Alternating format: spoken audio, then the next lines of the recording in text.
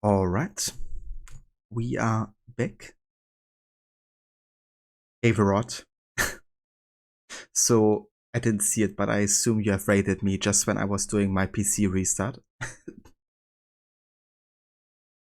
Because yeah, I had to reset my PC real quick because it was on the entire night since I had to render a video. But then I had like stutters in my game, so I decided to do like a fresh restart. And I guess you must have raided me when I was doing that in the 2 or 3 minutes that it took.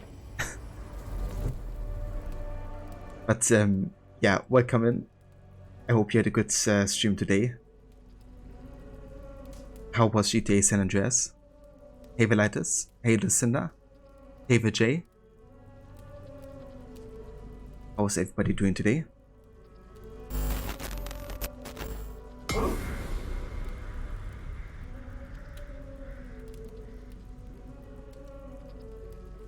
But you had a feeling it was just something like that. How's the game going? Yeah, it's going really good. We just made our way to Little Chestershire and started the Kingmaker saga with the sons of Ragnar and Sigurd and everybody. So just getting like started in England really. But yeah, having a great time. Almost 10 hours now into the game.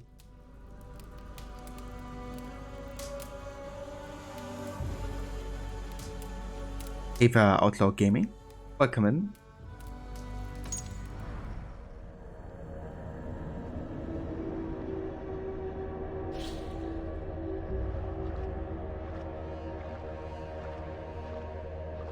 Rod made a lot of progress today. He had about 31 missions at the start of the stream, but now have 16 left, so we'll likely finish next Monday and get a full stream out of it, so you can start GTA 4 Tuesday next week.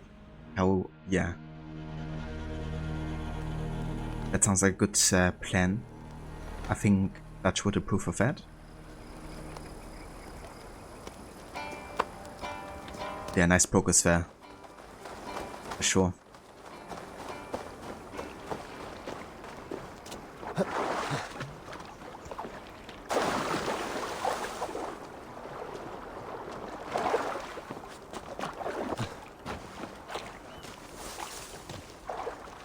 So, I reckon you've gotten past the point that you've gotten to on your first time playing San Andreas, right? How do you like the story now that you've like seen more of it in San Andreas?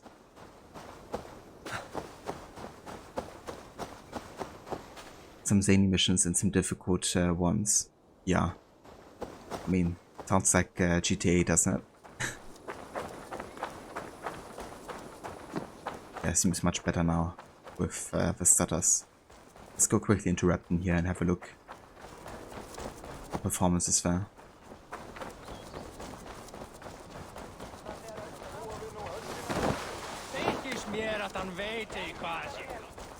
Okay, much better. Nice. Oh, so I didn't want to have any more, stutters for the rest of the stream, so that should be resolved now. But yeah, let's speak with Opa. Some main story, shall we?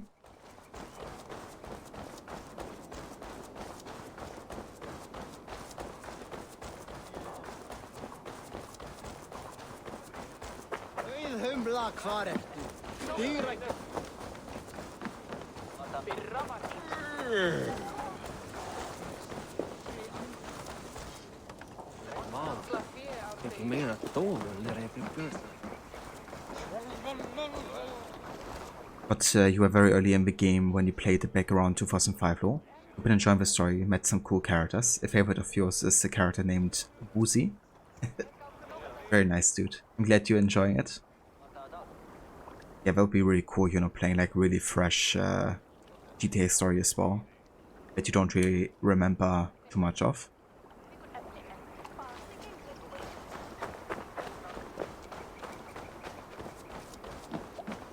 Sail southeast. Bring the men to the gates of Tamworth. We'll flood the fields, and Burgred shall weep at the sight of what the future holds for this kingdom. Eivor, is your axe sharpened? I'm ready for the spear din. And the thunder of shields, yes. It's good to have you with us. To fight beside such legends is an honor. I've only heard tales of your conquests. Now I get to live them. We'll weave our sagas together, thread upon thread. Come on, boy. We'll forge a man from your softness, hammered on the anvil of One does war. not need to fight to be a... Move! Move! Calm, Ivar. The fight's not here. Aye. The fight is nowhere to be found in this boy. A boy who happens to be Ceolwulf's son. Why is he not in his quarters? Our future king wants a battle-hardened heir. Time he proves his worth, don't you think?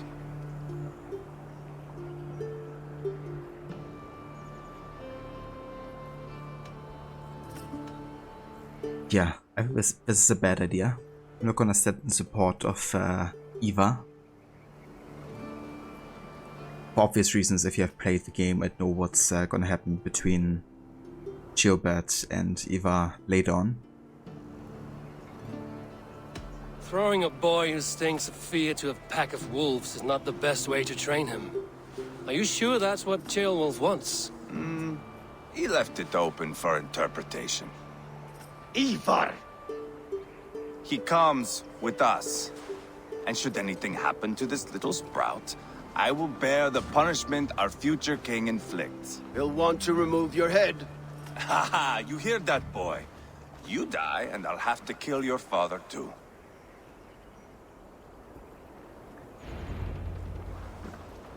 Mount up, Eivor. It's a long ride to Tamworth.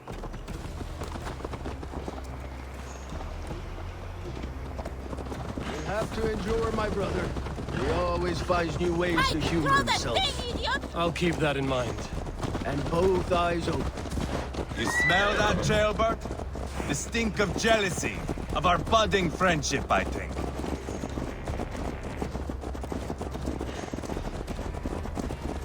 What is Ceolwulf's son doing in Repton at all? It's Ceolwulf's way of proving his loyalty. And there's no safer place for a traitor and his son than the middle of a pack of Danes. Safe from who? You and Ivar seem to have brought this Shire to hell. Fears are with us, the common folk. But Burgred still has his soldiers all over Mercia. They're devoted to him, and they'll die defending him.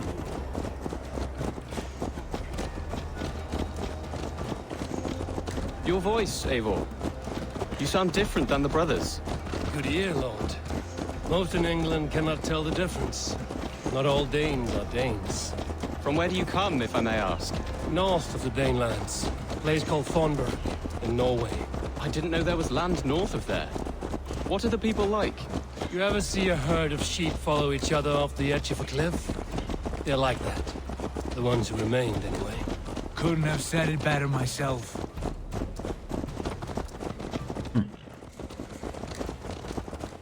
Was it a mass exodus from Norway, then? It was. Norway is now the province of a young king, Harald by name. A boy wise beyond his years. Are you not angry that he has displaced you and so many others? I was, for a time. But our weeks at sea have softened my brow fire. If I am honest, I realize I quite admire King Harald. By words and by weapons both. He has pacified the country I call home. For the first time in any man's memory, or any skald's song, Norway has one king. Just one. And that is quite a feat. That is impressive, truly. England is half the size of Norway, and yet we have 4 kings for our 4 kingdoms. You see? How could I not be impressed?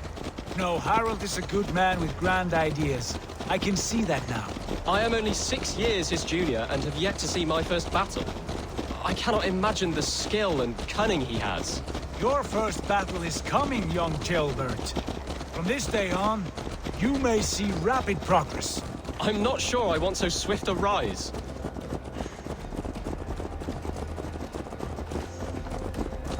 In truth, Gilbert, it is my father who bears the heaviest weight of my anger, not King Harald. My father gifted my birthright to Harald without my consent or knowledge. As easily as if he might hand over a barrel of meat. It was not merely a deception, it was a betrayal of trust. The prick of which still stings me.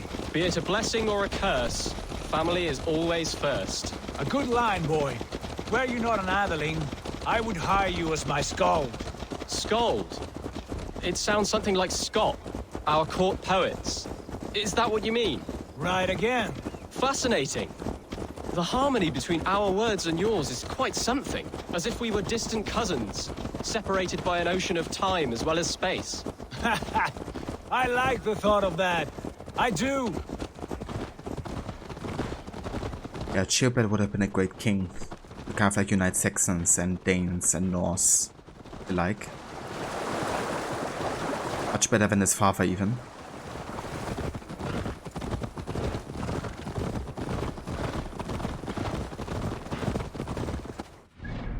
You actually have a new codex entry for Chilbert as well. Let's have a look. Chilbert was the son of Ceolwulf II. He was a young lord who found himself embroiled in his father's political affairs during the Danish army's attack on Mercia. Ceolwulf was to become king, and any king desires a rightful heir. But this greenhorn wouldn't last a day without some education. So it was that Chilbert befriended our dear Eivor and set out to earn his stripes.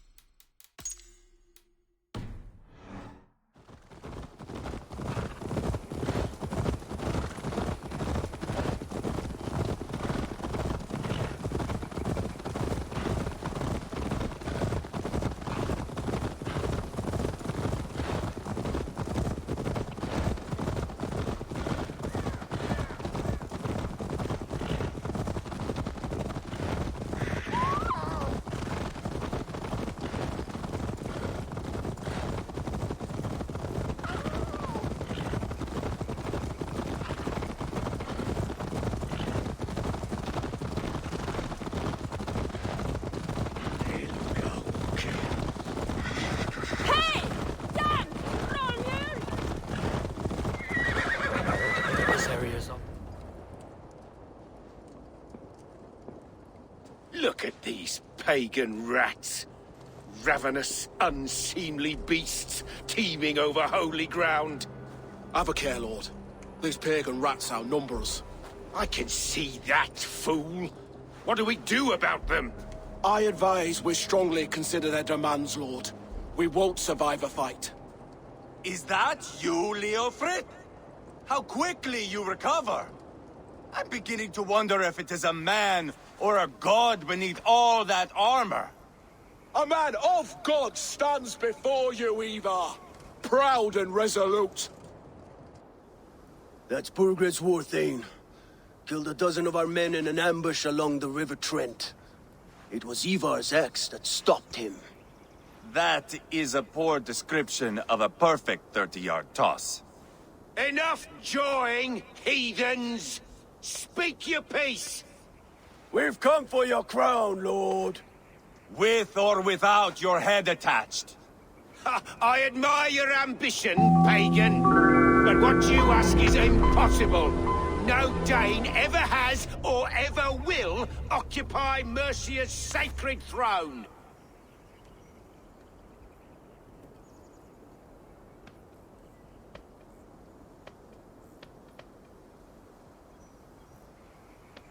Thanks, Rod, for taking care of that one.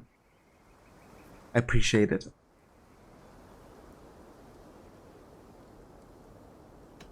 How about the Norse? Would you settle for a Norse? We're not as gentle, but we're much better poets. Norse, Dane, dog. You're all the same to me. All godless. My king, may I suggest a more measured approach to this? I grow weary of this palaver. You have trampled our lands, toppled our monuments. We've given you silver, fed your people. And yet, in spite of all this, your encroachment on my kingdom continues. No more! We will die defending what is ours, whatsoever the cost. If you want my crown, Uber Ragnarsson, you must pry it from the hands of my bloodless corpse. Man the walls! Back to the camp. Round up the men. We're taking Tamworth tonight! Eivor, tell the captain we're ready to march. Dear Eivor God, and I Basim will round have the my men. head for this! You know your way around a batsman, Ram. I've seen them in action. I want you at the helm of ours. Strong and agile. I'll be there. As will I. Oh, Bogart can't take a lesson, apparently. But yeah, Leovirev is actually, you know, being reasonable here, but Bogart just can't accept the fact, I guess. They have lost already. But King Bogart, and one more thing, I fought in your general direction. That was the most important message here to send, really.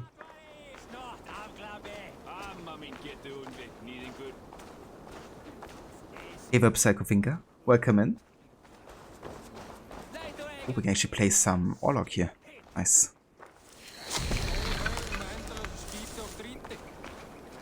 I'm eager to see you fight, Eivor. Show us old wolves a thing or two. Care to test your skill at Orlog? Orlok, I'm interested. A worthy challenger. Play me. I need my daily entertainment. But actually, the Siege of Paris DC would have been a great place to add a reference to Monty Python and the Holy Grail with the French soldiers. It really would have been. Imagine the Siege of Paris starting with, like, you know, the French soldiers standing on top of a wall. And them just throwing insults at each other. Would have been much more epic than how the Siege of Paris actually turned out in Valhalla, wouldn't it? Let us begin. Excellent. Let us not tarry. Would have lost it. Yeah. Would have been really funny. You've got a new ability here, Idun's Rejuvenation. Basically a heal for tokens. It's not the best, but it might save your life. Sometimes.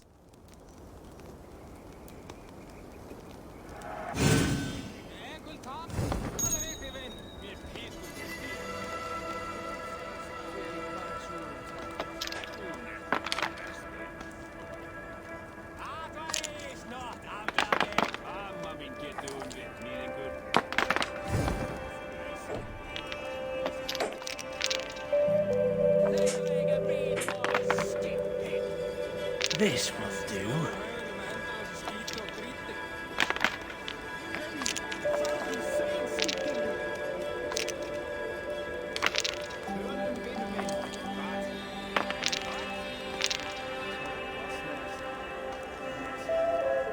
Okay, we get 3, 4, 5, 6. I'm gonna wait until I have 12 tokens for 4 strike.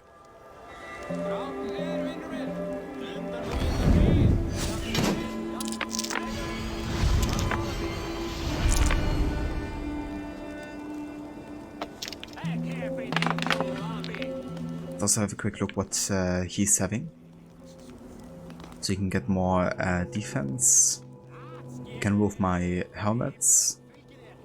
And he also has 4 strike. Okay.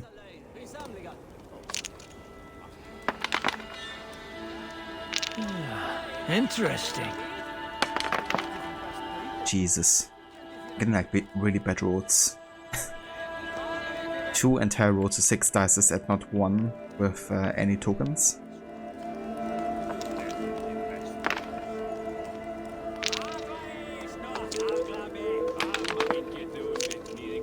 The heck? Are you kidding me? 3 entire rolls, not 1 token. Oh, that's some bullshit.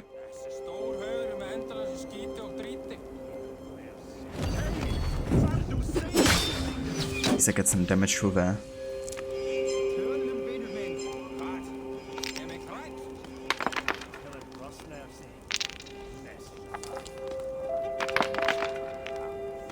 Wow, we got 1. Amazing.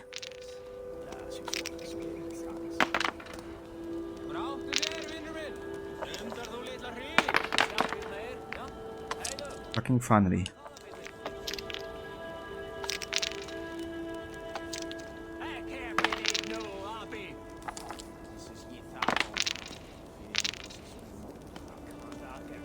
So get 2, 3, 4, 5. Bring us to 10 here. I still want to wait until we have 12.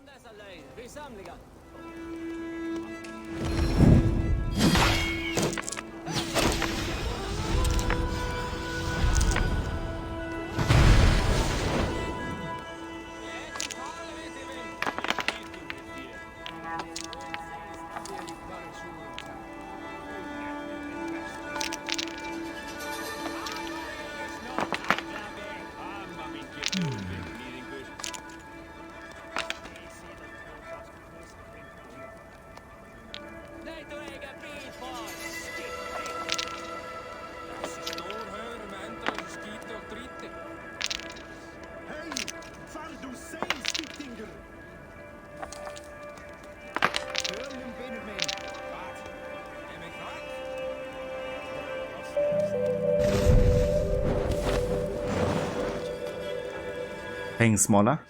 Welcome in. Yeah, this should be the win. This victory will be mine. Ah, sweet victory. Well played, stranger. Another round. Yeah, I got really unlucky there in one round. Like having 3 dice rolls and none of them with a token. But still made it, fortunately. Happy hump day to you as well, Mola. Hope you're having a good morning so far. I have had enough of this. But Bauder's invulnerability. Nice. Lord, light my way.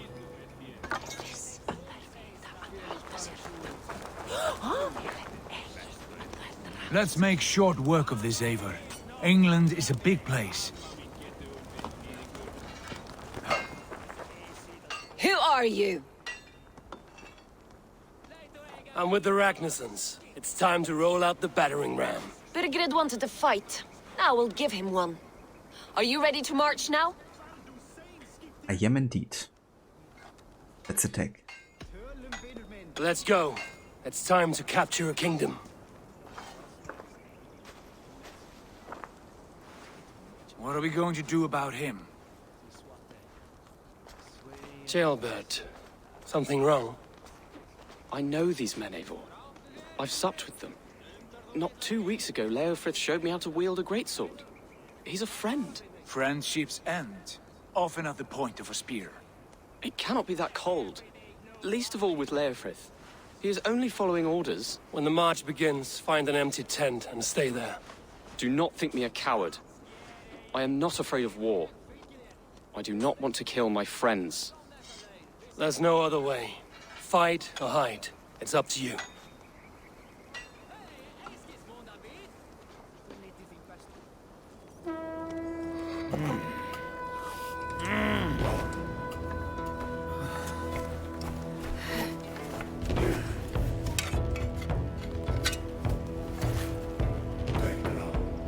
That's definitely fair, Mola.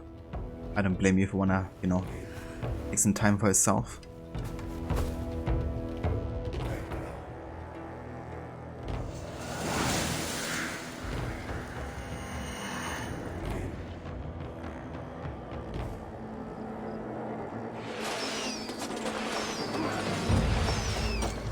Destroy the gates! Slaughter the soldiers! Leave the king to Odin! Let's with us! Shields forward! I should change my shield here. I can. Because I wanna force animation, otherwise it looks a bit weird, to be honest. Indeed, right?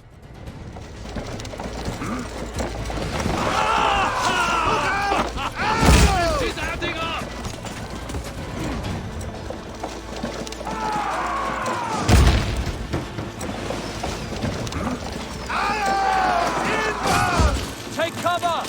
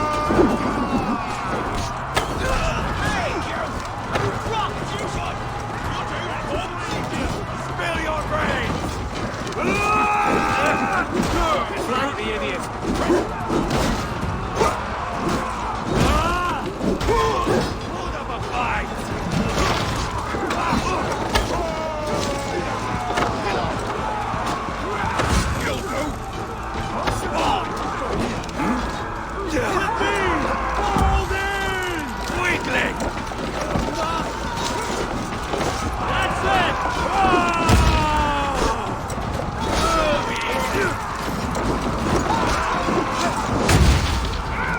Throw the dog off stride.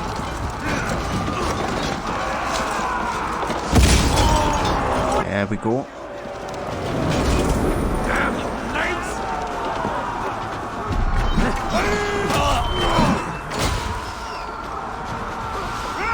Protect the rail!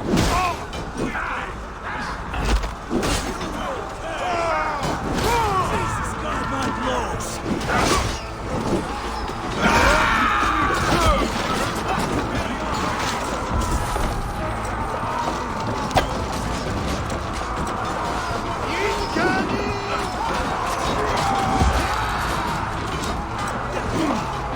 Let's hit them hard! Take cover!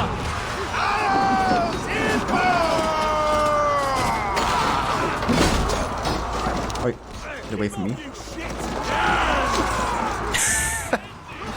Detonation.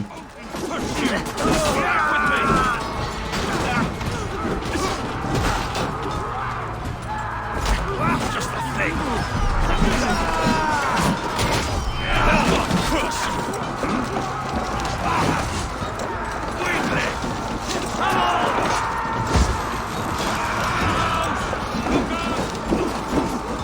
Eva Adam, thank you very much. I definitely will. Love this game.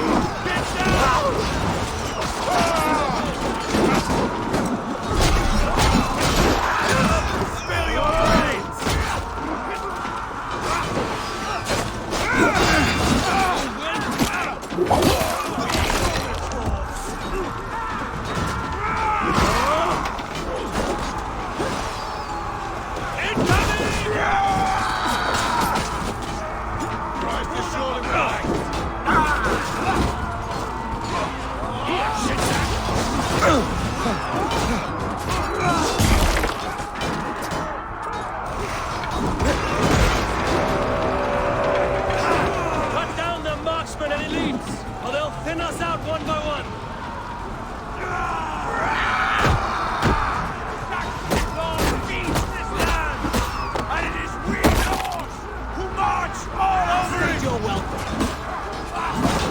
Oh, I absolutely agree, Rod. I love these conquest scenarios. Especially ones that are like really part of the main story. I'll find you, you little rat! Remember practice double thrust? That will cost you!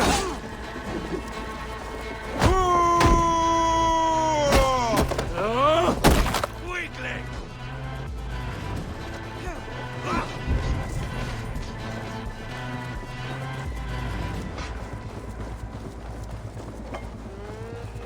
What I carry this?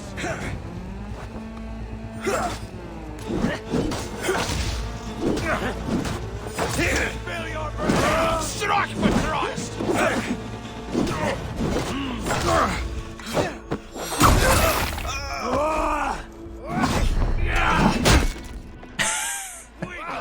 Sorry, Sigurd. They won't let you. God bless you!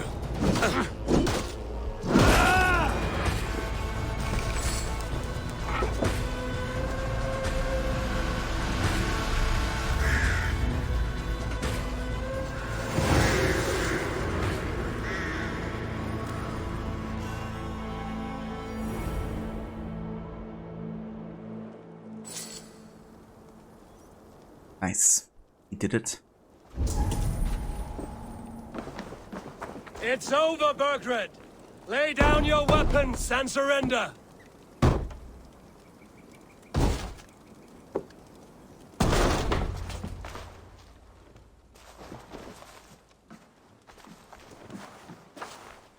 Take 3 men and search the rear. Look around. See what you can find. I'll send for Ceolwulf. Tell him we found a throne.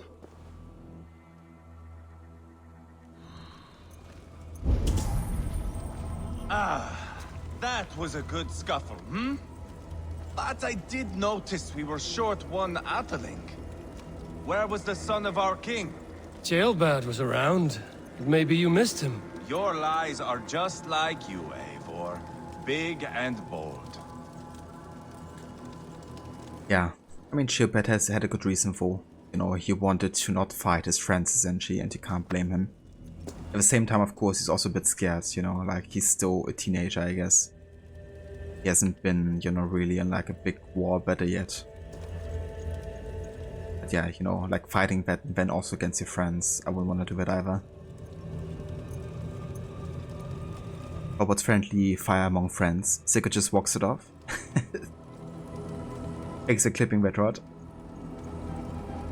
Yeah, it was so funny, like I just used the ability and didn't even see where I was going or where the enemy was. Well, turns out Sigurd is standing right in the way there.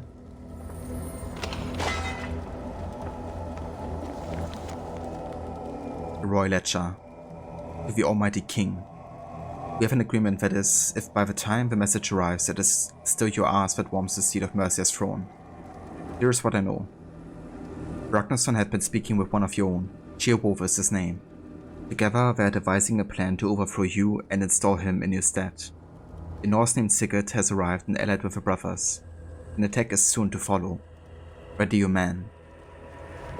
As for Sigurd's horns, they are safe for now, but keeping them will, that way will cost you. I await your reply, only this time send a more fair-faced envoy. Stamped with the seal of a snake. So that symbol right there is basically the symbol for the Order of the Ancients, since the snake is the Order, essentially. A chronicle of payments made, like a ledger. There's a symbol here. A clan emblem, maybe. The brothers should see this.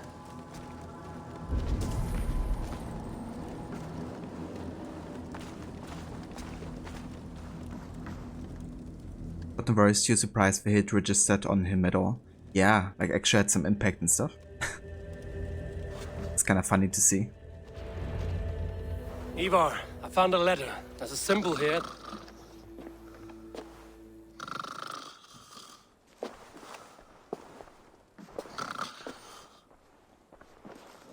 Your men have any luck? Nothing. You? This. Do you know that symbol?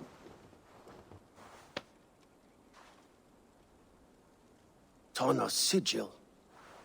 It seems she's been dealing with Burgred as well. The wretch. She was the mercenary barking at you in Repton, yes? She's playing both sides of this war. She could have told him anything. Sold him secrets about me, about Repton, our plans. Why bother with all this pageantry? Fashion a new crown and stick it on your melon. There you have it, you're the new king. That is not how it works. Not in Mercia.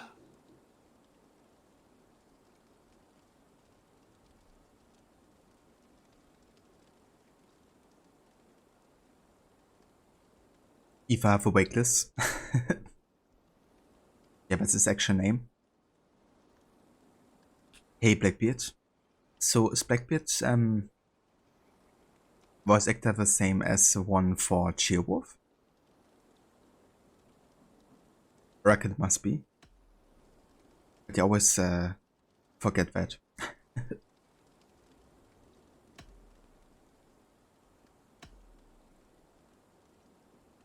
You were one of Burgred's thanes. You must have some sense of where he'd be. Burgred had his secret haunts, but he never told me of them. Kept me quite in the dark. For good reason, I suppose. Tana is our only lead. We talk to her. Find out what she knows. I would sooner launch my face into my axe than face her. That might improve her impression of you. We have the same father, Eivor, but his mother was a sow. Meet us at Tona's camp when you're finished here. And bring your patience. And your axe! Eivor, a word, if you would. Go, I'll catch up. I will join the brothers, Eivor. Meet us at Tonas. My son told me what happened earlier, with Ivar pressuring him to fight. He said you intervened. You would be mourning your son if I hadn't. He's not a fighter. No, but he should be. By trial or by training. He'll come around in time. But keep him from Ivar if you can. He's the furthest thing from a mentor.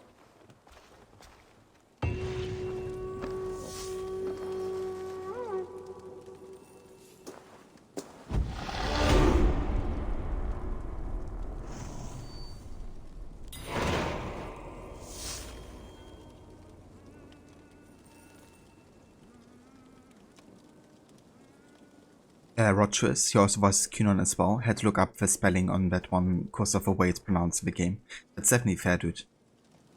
Yeah, I remember that's the Gloucester story arc, isn't it? Where Kynon appears and the whole like Wicker Man or however it's called. But yeah, that's cool. I didn't know actually that he voiced Sheerwolf a second as well. I did remember Kynon Vo. He definitely sounds a bit more like Blackbeard when voicing Kynon, I guess, than Sheerwolf. But it really showcases, I guess, the range as well the voice actor has. That Dane merchant Tonna. She must know something about where Burgred's hiding. That Dane merchant Tonna. She must know something about where Burgred's hiding.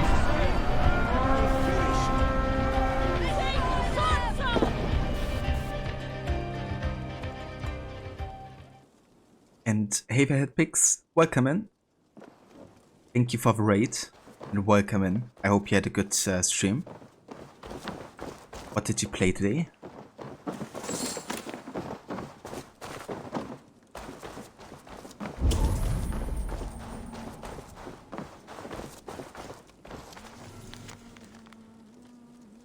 Letter to Method. My dear sister, I'm sorry I haven't written sooner. By now you've realized I won't be coming home after all. The Danes have pushed further inland and King Bogred has done nothing but provoke them. As much as my heart is aching to leave, I cannot abandon my duty for fear so many people would die. As long as I'm here, I can protect them, even if it means giving my life. I know you understand. Also Roderick, still can't believe the apple farmer boy is going to make me an uncle. The belly must be big now. I remember you saying if it was a boy, you'd name him after me. I pray every night that it's a girl. Your loving brother, Leoverif. So you will kind of like find multiple letters throughout Leicester Shire from Leoverif or about Leoverif, which basically showcase that he's actually having the best interests of his people in mind. You know, he's not really in favor of securing the power that he and King Bogred kind of like hold. But he really just wants the best for the people, I guess, that are living here. So that's why he also doesn't want to push further the war against the Danes at Norse. Because he realizes that they have basically lost already and he wants to avoid more casualties. But at the same time he has to be loyal to, you know, Bogred, so that's why he's doing it. At least up until a certain point. But yeah, it's gonna become more important later because they can make a choice if he kill Leoverif or not. And I will definitely choose to spare him. Can't really blame him for feeling the way he does. Seems Leofrith is at odds with his king, but bound to duty.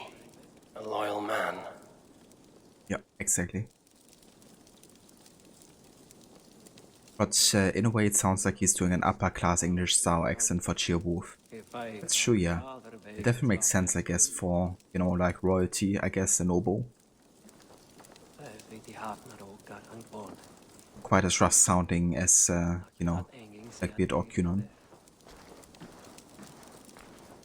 Ipix played some more Uncharted and made a bit of progress. Very nice. I hope you had a good time with the game.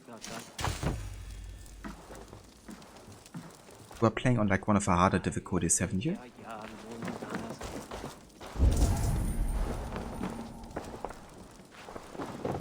That Dane merchant Tonna. She must know something about where Bergred's hiding.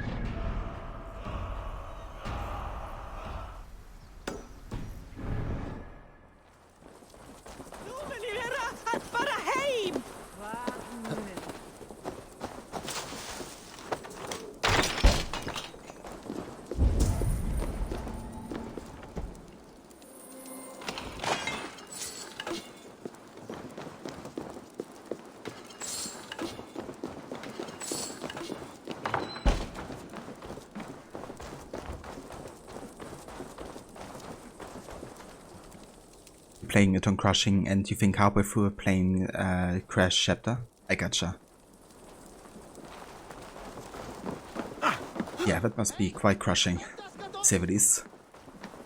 Elaine Magnusbrun's voice is smooth like butter. He could read the phone book and it would be the most interesting thing ever. I agree, absolutely. Yeah. He's such a gem for this game, like his voice acting.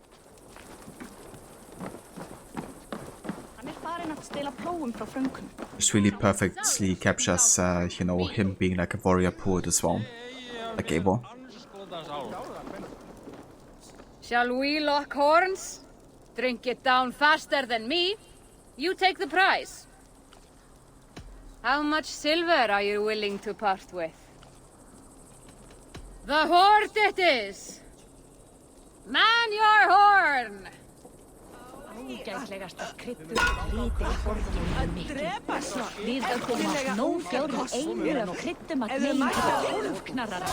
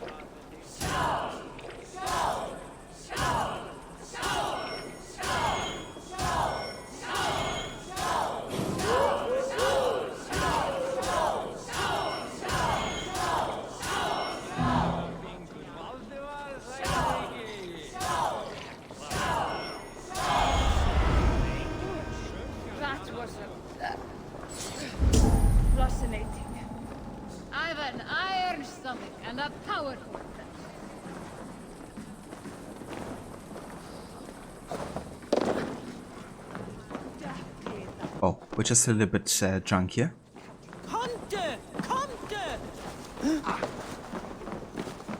Makes it so unfair at times. Some enemies just charge right at you. No, you looked at some guide online and they all say sometimes it's just unfair. Game.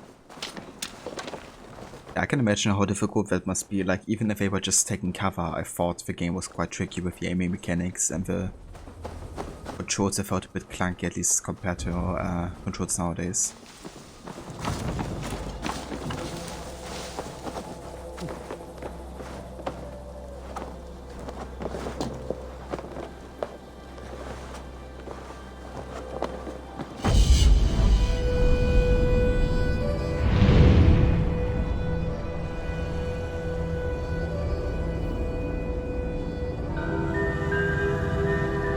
Good hit picks. Yeah, I was looking forward to play the other games as well eventually. I gotta say, the gunplay was my favorite in the first game.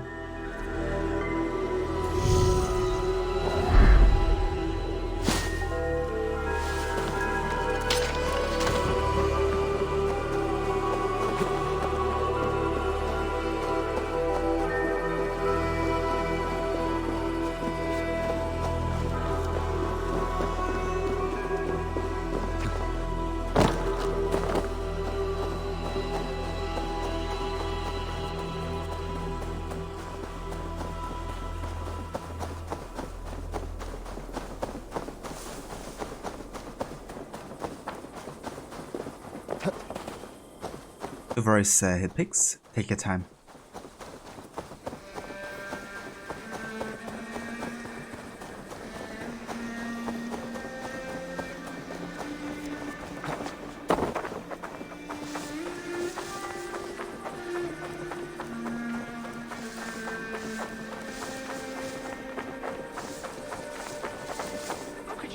Torch.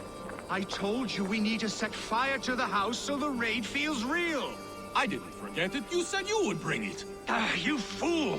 Must I do everything? Ah ja, it's Dumb and Dumber.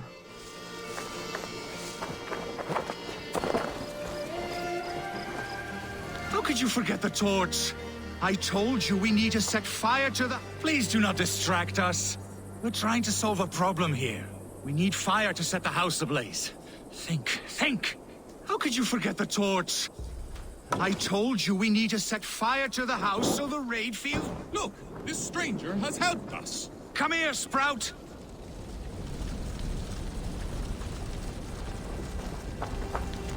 Eva's journal. Fighting is in our blood. I've known it all my life, but my brother will never believe it. Even when Mother died and she revealed the truth about our father, he still denies it. I remember it so clearly. She lay there, choking on blood after a fierce battle with one of our cows, and plainly said with smoldering eyes, "You are Ragnar's son." As for death, my brother heard, "You are a bastard son." No, he will see that it is a warrior's life we are best suited for, not a farmer's. I will show him. We are our father's sons. It's kind of funny because they look very similar to Eva and Ubba. Even have like the same clothes and everything. So they're kind of like the fake sons of Ragnar.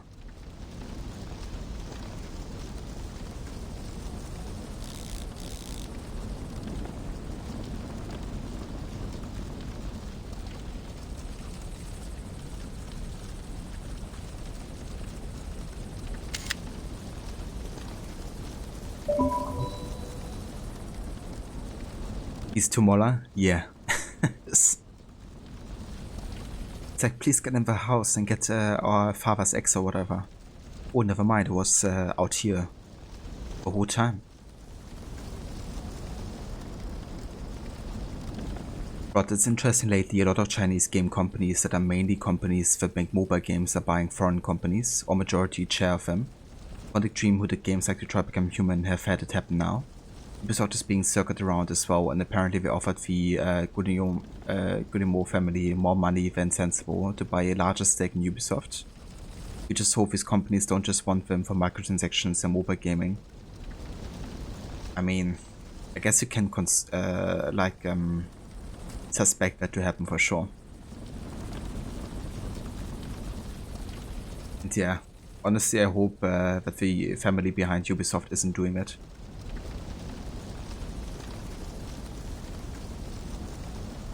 No, like it doesn't need more stakeholders or more like opinions on how games have to turn out to be. To be like more profitable.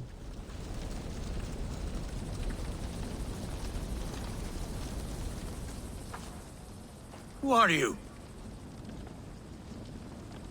You wanted fire. There you have it. Though I get the sense you two are ill fit for whatever it is you're plotting. This one takes us for a fool, brother. We sons of Ragnar have this well under control. No, we do not. Sons of Ragnar? I know of many, but never have I heard of Dull and Duller. What is your plan here? We set up that abandoned house to practice a raid. Build it with our most precious things to up the stakes. Even master raiders such as we need to stay sharp, brother. You better hurry. Yes, for glory! Please come with. I do not want to do this with my brother alone. This raid will harden our legacy, brother. Clans will come crawling, begging us to join them. Our names will echo in the halls of Valhalla. And worry not, budding Sprout. Together, we will grow you into a fine warrior. I get the feeling we haven't much to teach him. Go on, brother. Like we talked about. Blow these doors in like a punishing storm. Stand back, Sprout, and observe. You may learn a thing or two. I am excited. You must hear it in my voice. I cannot do it. Gentle as a lamb. Stand aside.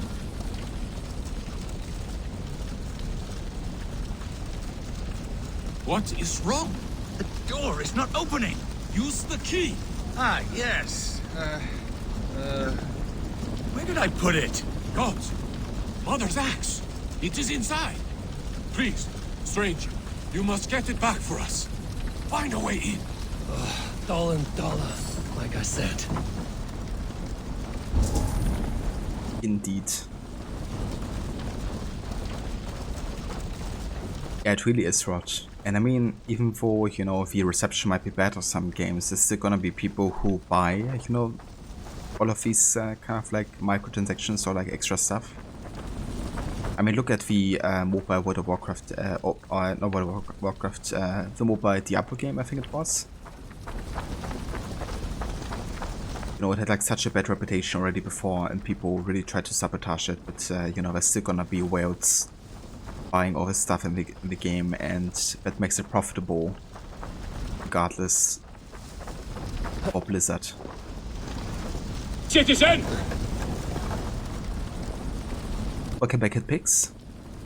Ava Aura. Welcome in, citizen. These two buffoons. Yeah. Dao and Dala. Found a way in. Find Mother's axe. It should be on the table.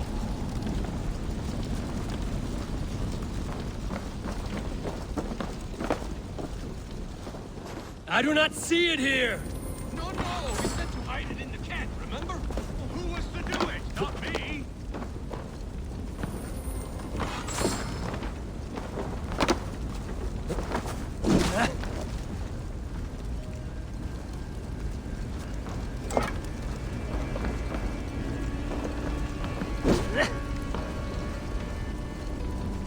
Wrong again. Focus. The bag's in the corner. I seem to remember putting it there.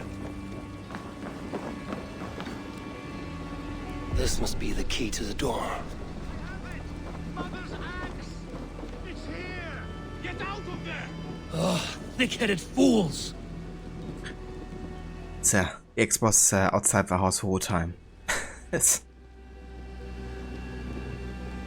But absolutely, and the more and more those kind of things are rewarded for existing, the more we see them litter the gaming landscape. Yeah. I mean, it's also like an economical question, right? Like, if companies have to have like a steady increase in like revenue, you know, they have to find like new outlets for potential income. And anything that pushes that curve to go even higher still. So empty Exodus. Yeah, that's a Tura. They also look very similar to Uba and Eva. Like the fake sons of Ragnar.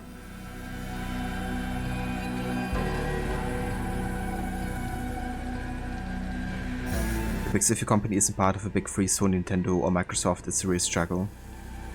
Yeah. And there's certainly like a monopoly, you know, in a way happening. I am unharmed, which makes you very lucky. Smart, you mean? I must have taken Mother's axe out of the house knowing this fool would forget it. And left the key in its place. You two are as useful as a glass hammer. I'm leaving. Do not listen to that drivel, brother. We must endure.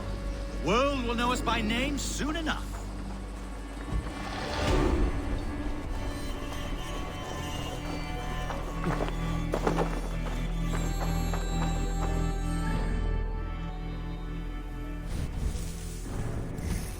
Alright, we got some skill points available here. Let's go over this way.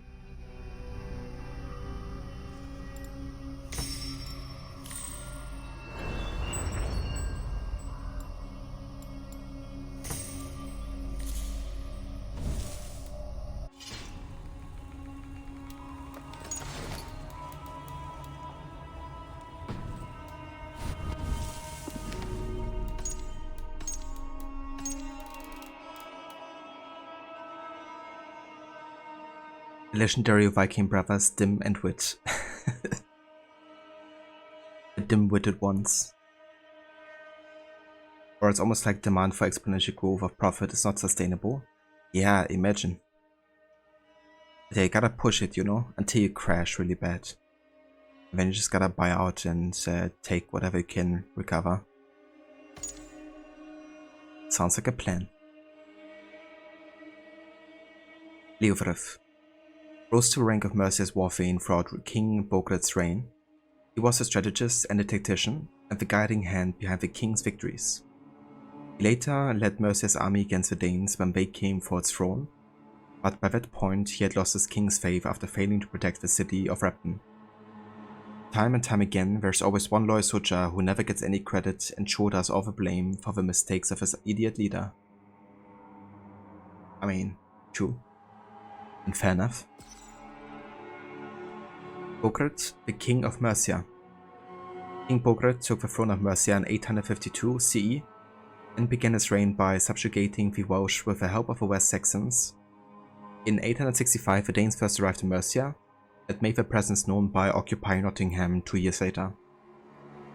With most of the neighbouring kingdoms licking their own wounds, no one would come to Mercia's aid this time.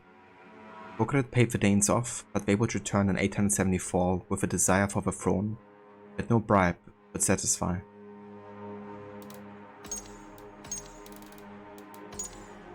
We also got a new enemy type, the Reaver. They are nimble and vicious fighters who are extremely agile at dodging incoming attacks. They're persistent if nothing else and will wear you down with relentless jabs and stabs.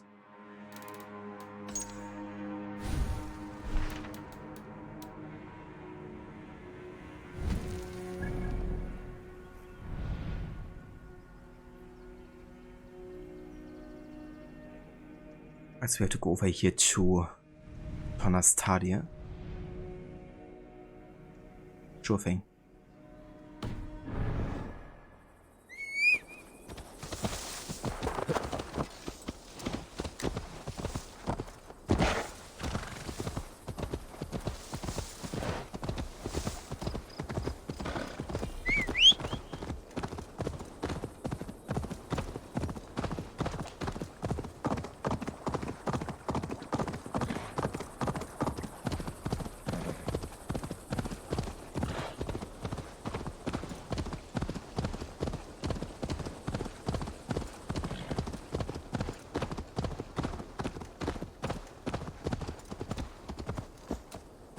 It's actually like a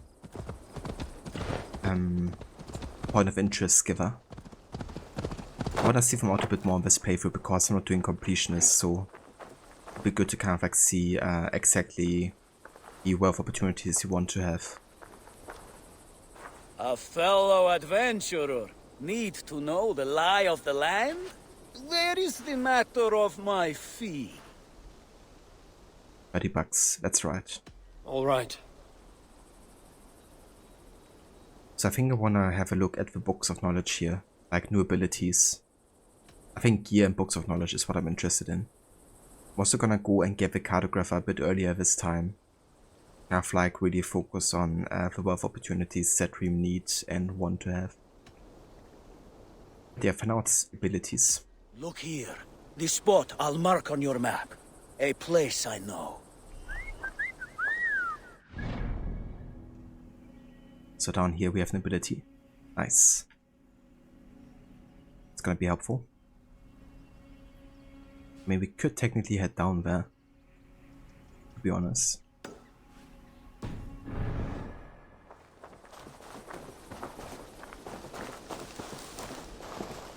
The big sets by companies like EA are always on the brink of bankruptcy and their games drop in value dramatically months after release. Yeah.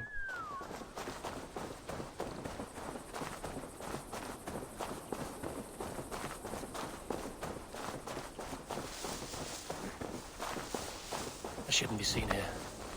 A hood should work. Yeah, I probably wouldn't buy an EA game on launch. I'm being honest.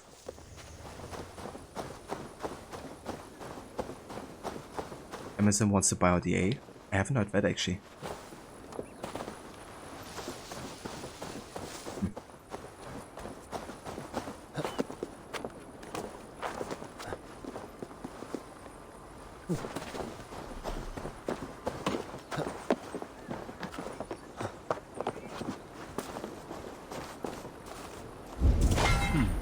Interesting.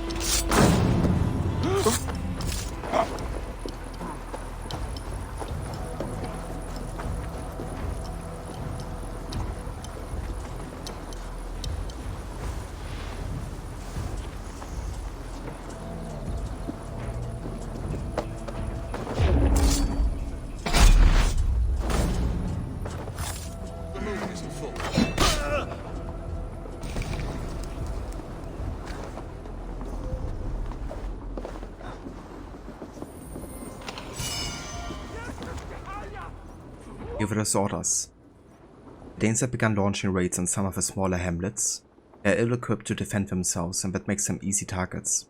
It may not seem like a great loss, but each place we fail to defend is one that they absorb. Death by 1,000 cuts. That reference here to AC Embers and Charjun. It is up to each and every one of us not to allow that to happen. Stay alert but be mindful. Feed yourself. Get your sleep. There's no room for error. But yeah, the death by 1,000 cuts is something that Charjun explains to Ezio in AC Embers. It's kind of like one of the torturing and killing methods the Chinese tyrants used against some of the assassins.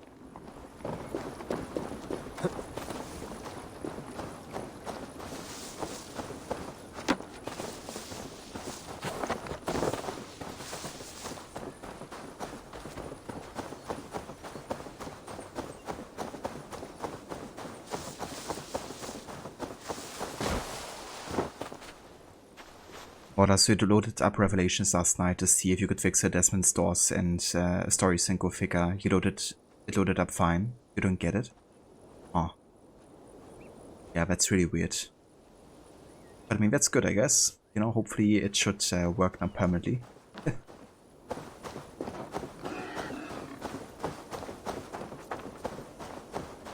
What a way to die, what? Yeah. Imagine. Must be the slowest and most painful way to die.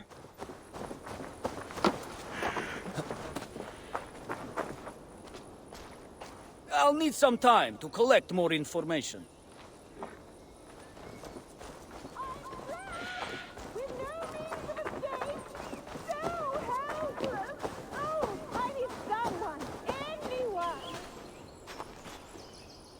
You also loaded Black Flag and played Pirates for a bit. Nice. This brute has me trapped in this sultry tower. Did you start like a fresh playthrough, Mona? Or did you continue where you left off And you will do as I say. in an earlier one? I'm trapped with no means of escape. So helpless. Oh, I need someone, anyone.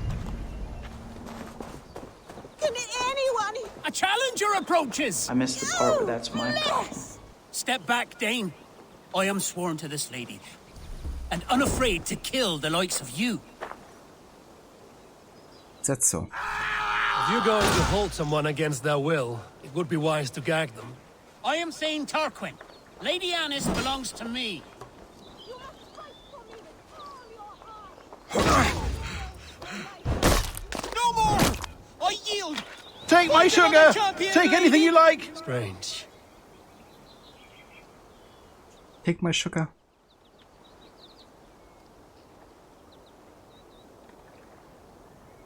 you will after the Desmond story, fresh in Havana with Sugar Boy. Hell yeah. And Black Flag is such a good game. I can't wait to play that again. And also it's been the first game really by most of the guys behind Valhalla as well. And Origins. They kinda already worked on Revelations too. But yeah, it's kind of like a very similar team and writing stuff. Or this lady is so thirsty. She definitely is. Can't have enough suitors here. Yeah. Yeah, he's a funny Mona. A gentleman pirate. Steed Bonnet. Definitely one of my favorites in that game, you know. He's a good comedic relief as well. It is over. You can come out now. Tarquin? My Thane! What has happened? Your captor fled. Felt a little soft for my liking. What are you really doing in there? Oh God, no! It was only a game. A romp. My dear Tarquin, how could you? I saw a man holding you against your will. All a part of the seduction. Oh God. You really thought my life was in danger. And you risked your own.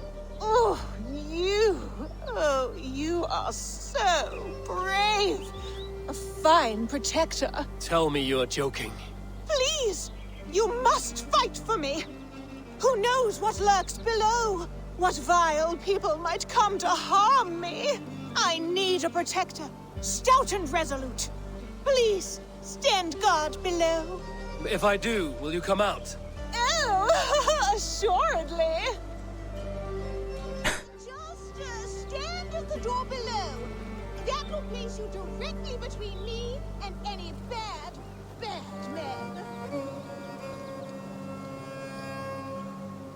They say it has very specific taste in men. He surely does. But after all, he's a Flash rogue.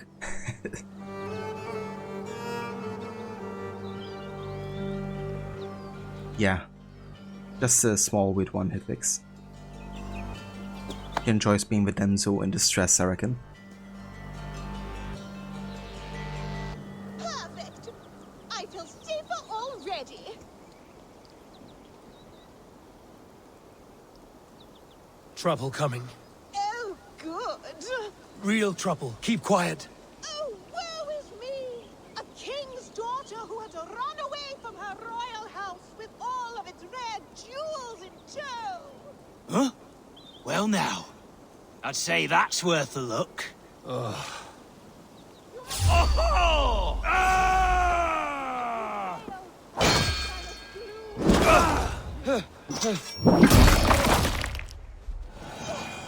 You've done it again! Oh, I think we are destined to do this forever. I think it is time I take my leave.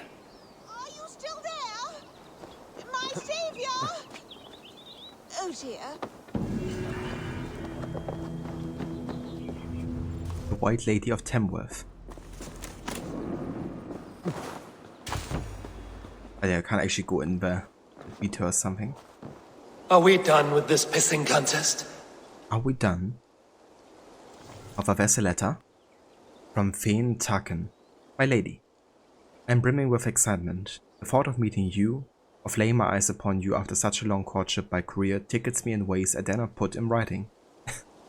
To finally be able to act out our deepest desires. For me? Has me up and out the door and on my way to you now. And about your request, while I do find it most strange one, I trust your intentions and shall do as you ask. How could I not with this unwavering love? Tarkin. Well, I thank him that he didn't decide to write that down. What he was thinking.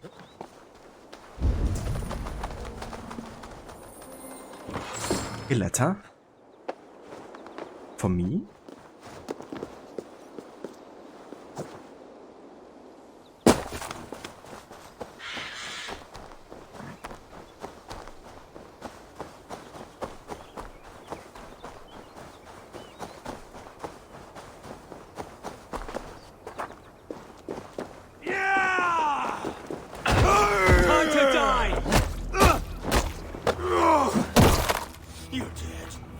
head! Take off the hat!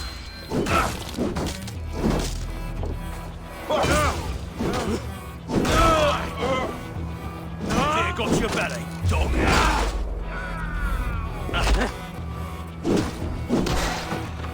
Die! Get behind if you can.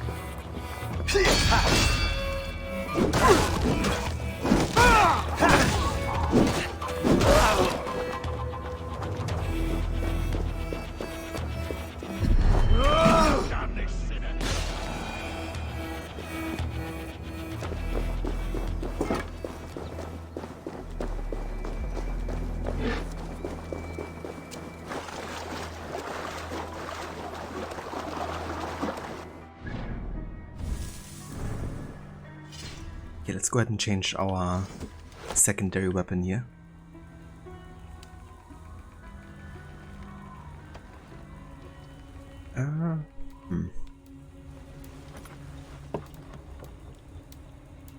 How about we go for the dagger again?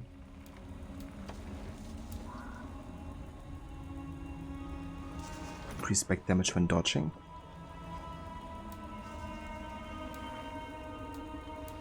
Let's go for the Modranit Ceremonious CX for now.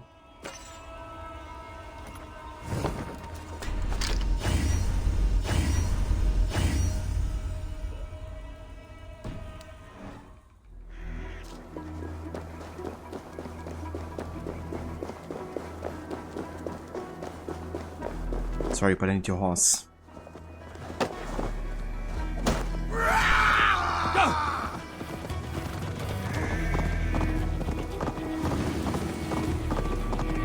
GTA style.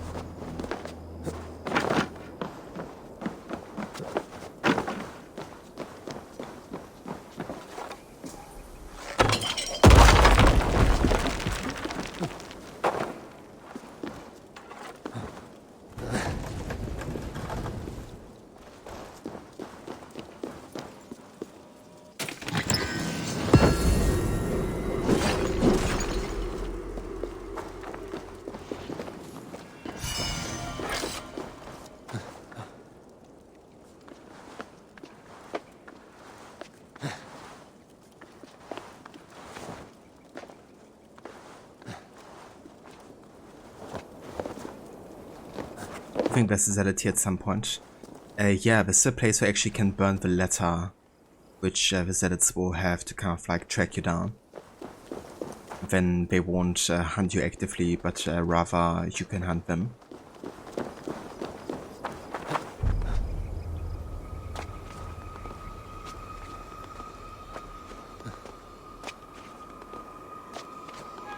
And it's also on the route, I think, of one of the zealots as well.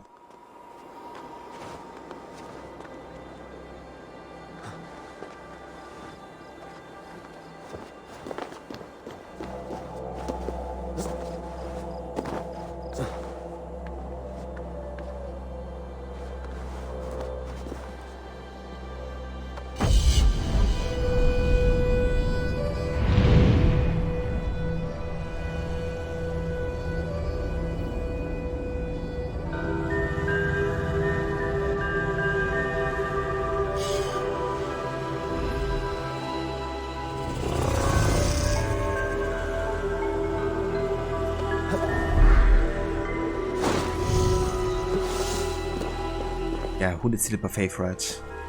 If you can just like S-bomb into that haystack.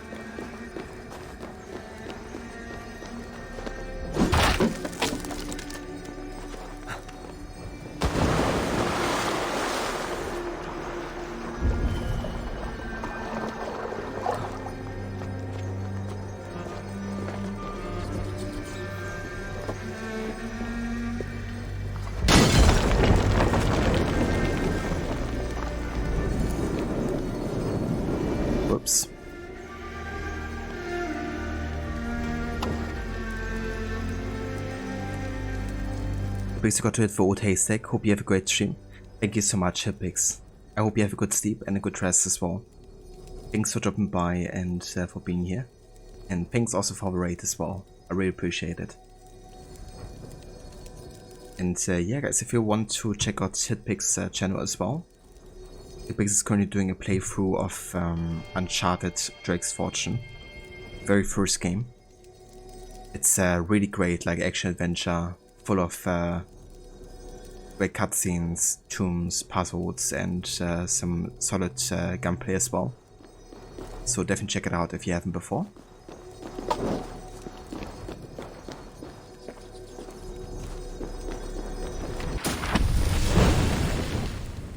Ability, Harpoon Impairment. Oh yeah. Love that ability. Impair an enemy with your harpoon and throw them in any direction using left stick. Enemies who strike objects or other enemies will suffer massive damage. I say one of my absolute favorite abilities because you can use it even for stealth if you like. Like if there's an unaware enemy, you can actually impale them, hook them to you, and then you can assassinate them, for instance. Or you can make them throw down a cliff. Like fall down a cliff. Or can like move them like in a video against another soldier, or you know, have like a wall or something and make them take damage this way. You also get an upgrade later where if you get them to you, you actually can one-shot kill them with a combo, so that's also pretty cool. Yeah, one of the flashiest and my favorite ability, I think, in this game.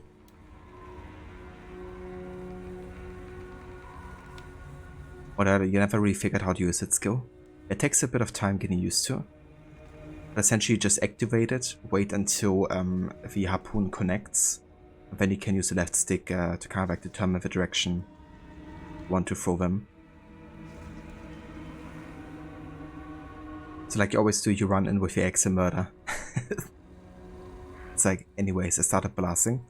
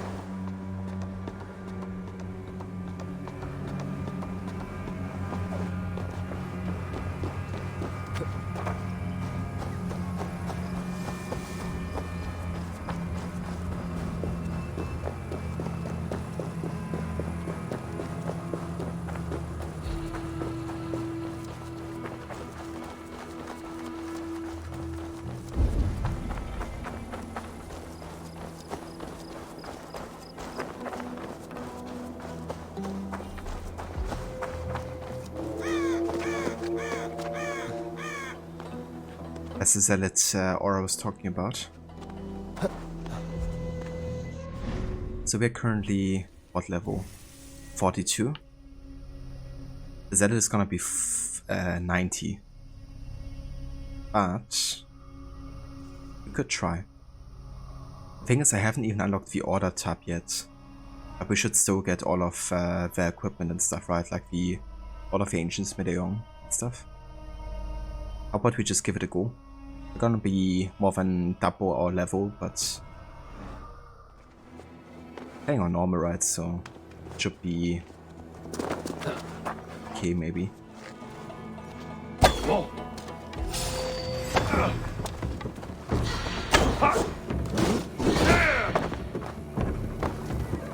Definitely be easier with his slow motion ability, though.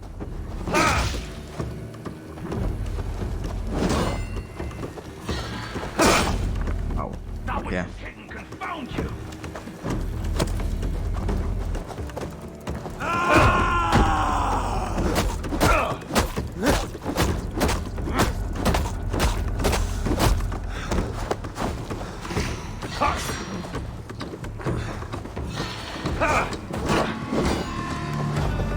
You had like only one hit in. Jesus Christ, that freaking bomb. So I'm basically a two-shot here, which means I have to heal myself already. Not good.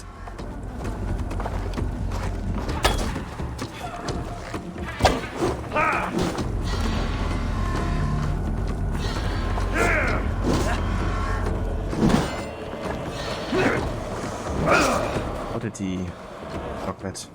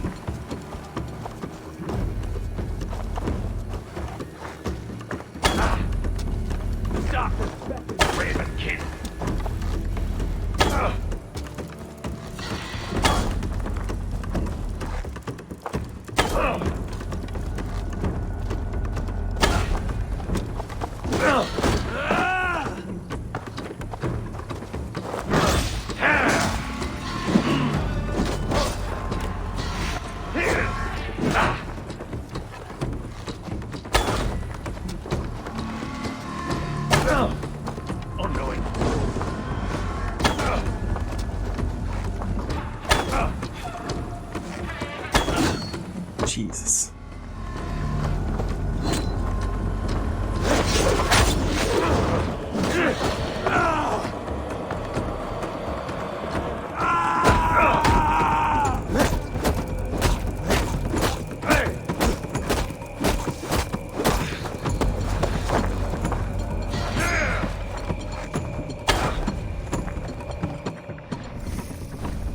Okay, I'm out of arrows here.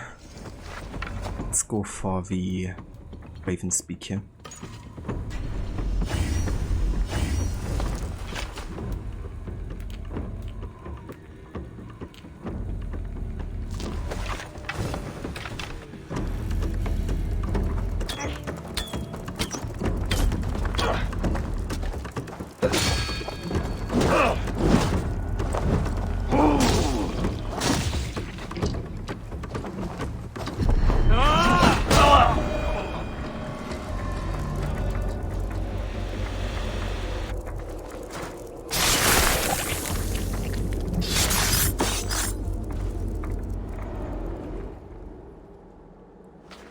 Served and prayed under St. Chad at Tamworth.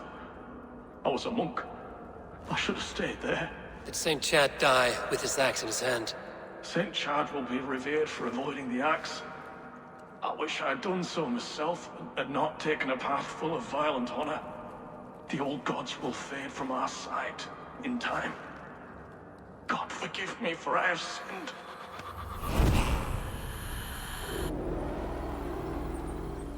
Oh, yeah. Zealot eliminated. I should be cautious around here. I should be cautious around here.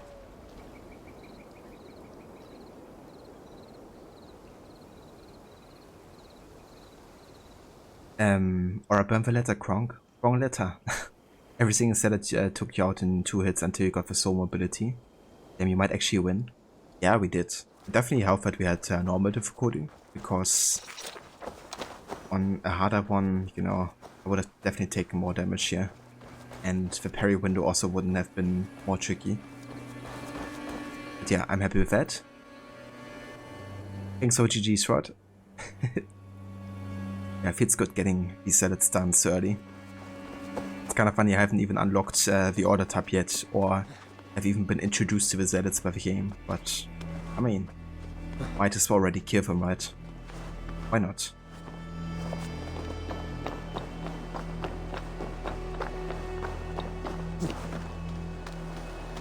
Eva at the end is like, so anyway, grabs medallion.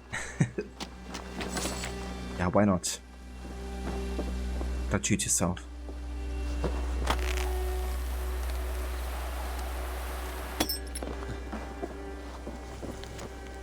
Angry note. Ethelward, for the last bloody time, block up the damn windows in the rear. Any passing nuns can see inside. Our gear, our goods, and the big bloody timber we have blocking the door. Do it.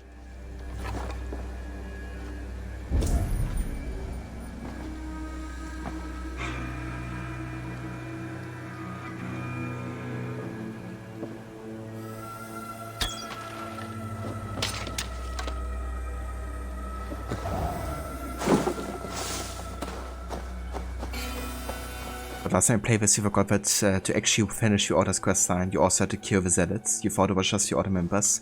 Yeah, that's right. Yeah, gotta get off the medallions, I guess. You would assume that just killing the Order members might be enough, right? Considering the Zealots are just like pawns, really. They don't really hold much influence.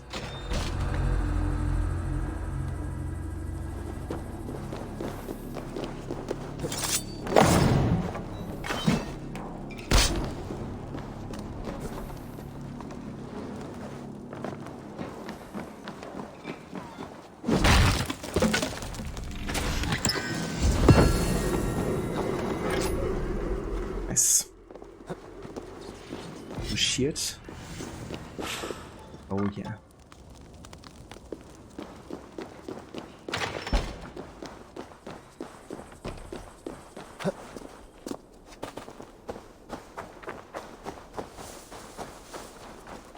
Something down here.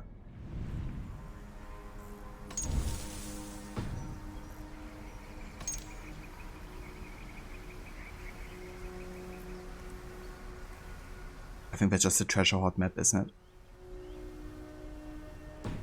In that case, I'm not interested. I don't want to go for the treasure hoard maps this time of playing the game. Alright, so in that case, I think I'm gonna go and head up here to the next main story.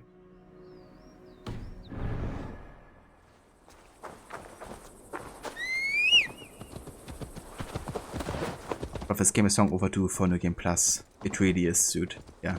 I mean, it's been almost 2 years since it released. And like, with how much content there is and how long a playthrough takes, you know, New Game Plus would be perfect. But it just seems like they wanna wait until, you know, all the content is released. So we don't have to commit to more bug fixing afterwards, I guess. But yeah, a bit annoying it takes that long.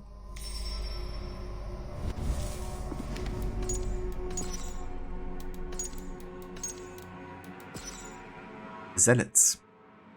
Zealot warriors have been committed to the Order of the Ancients for most of their lives, serving them at its most ruthless and down-to-earth grind, wandering the earth in search of anyone who attempts to cross the Sacred Order. I wouldn't want to get in a bar fight with these fierce foot soldiers of the Order, as they all have unique training from ancient schools within the Anglian, Saxon and the Brittonic warrior codes. And though their paganism still shines, it is cloaked heavily by the Christian supremacy of the times.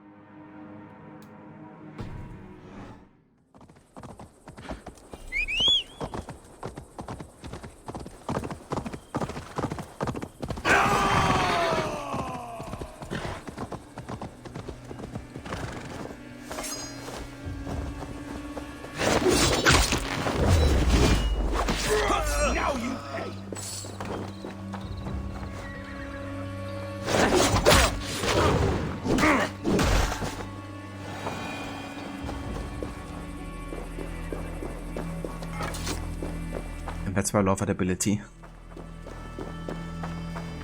But exactly, dude, it would speed things up for those who have already finished the game upon replay. Exactly, yeah. But yeah, I mean, this game is just such a big time investment, you know.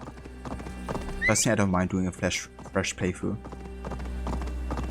I usually prefer doing fresh playthroughs over New Game Plus, but for those who don't want to spend that much time, you know. It'd be great to have.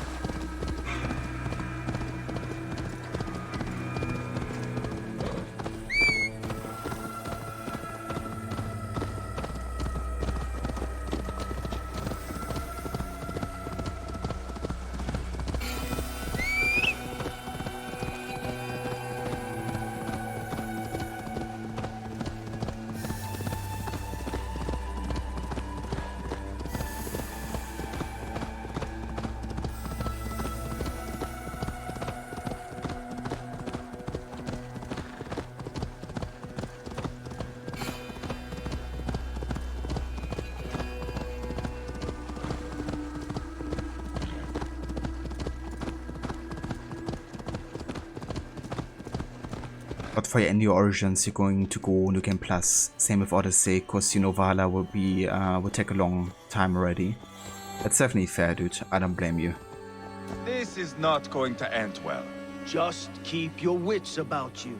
Calm, Ivar. Me and Eivor will take care of this. I know. Yeah, you know, with like how long those games are already, I reckon you're gonna be doing a decent bit of side quests as well.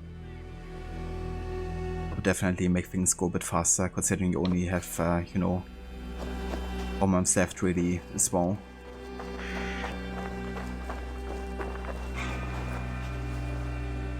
Sigurd, is there a problem? We'll go see Tonna. Just the two of us. Ivar and Ubba will wait here. Better if Tonna thinks we've come alone. The truth is, I don't think any of us can stop Ivar from cleaving her head open. It's all he was spewing the whole way over here. Right. Shall we? We'll return shortly. A small fortune for whoever sends Tona to hell. I'll hold you to that. From what I overheard in Repton, the brothers had an arrangement with Tonna. What happened? She's a mercenary. Ubba used her for man and information. But that relationship soured now that Burgred is all but defeated. From what I heard, Tonna has hunger for two things. Soft silver and a stern hump. Neither of which earns you true loyalty. If she can't be trusted, what use is she? That is for us to find out. We may be able to satisfy her. And if we can't? Ivar did tell you to bring your axe. Or will Hammer do as well? Because I don't have my axe equipped right now. If she takes a liking to you, keep talking. She's more your type, I think. No. This is your challenge. Come now. Don't drag your feet. This is your challenge. Sigurd, what brings you strolling into my camp this brisk day? I suspect you already know. Yes. The Embers on the air betray you. And yet, if you are here talking to me, King Burgred remains at large. And who are you, lovely dove? Want to perch your ass on my lap?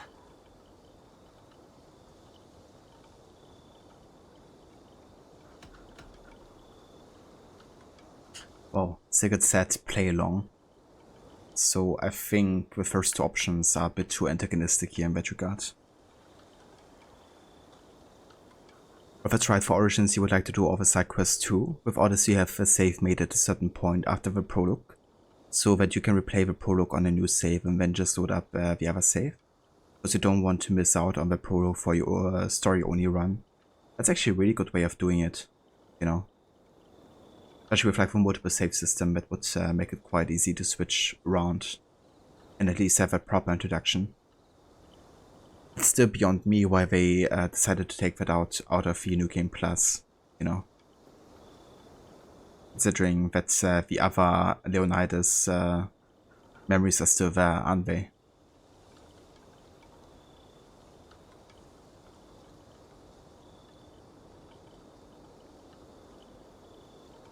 It was a weird move to say the least. It really is, yeah. It's just something really essential, just, you know, missing. But it's not like they care too much about the AC stories, including their own. Because, you know, that really showcases it. Yeah, that's what I thought, you know, because they're like part of like the main story as Cassandra at least, so. Yeah, really weird. That's not why I'm here. Where is King Burgred? That is what you want. And what makes you think I have the slightest idea? We found letters, records of trade. The two of you have a history. What can I say? The king pays well for my services. If only I could say the same for those two Ragnarsson clods. You're dealing with me now, and I want to know what you know. Name your price. Very well. I could use another cow. And you can cover the cost. Amazing. Well, I'm gonna use my charisma here to get half the price. When Ceolwulf is on the throne, do you think he'll be pleased to hear you stood in his way? That you doubted him at all? Settle for half that amount, And maybe Ceolwulf's first command won't be for your head on a platter. You've got stones. Out with it. Bergred paid me to steer the Ragnarsons clear of 2 areas, Ledechestre and Temple Brochfort. It was a hefty amount. If I were you, that's where I'd look. And that is all I know. Not more, not less. We are done here. Ledechestre and Templebroth Fort. Do you know these places? I don't, but the brothers will. I'll bring this news to them. Don't stay around here too long. We've got a king to catch.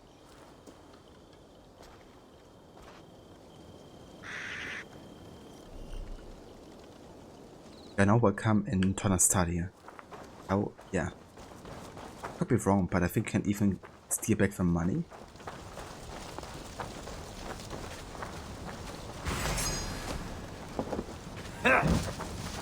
Never mind. Can't do it when soldiers are around. Makes sense, I guess.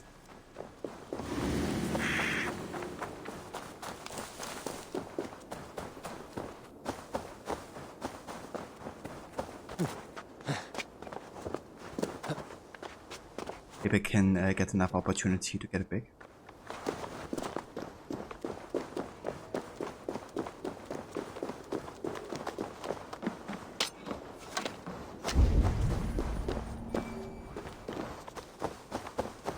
There she is. Let's try again.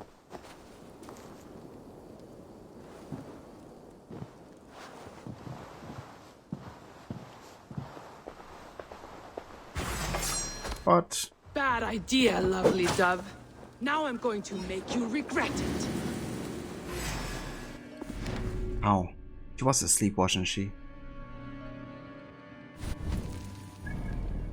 Oh, never mind.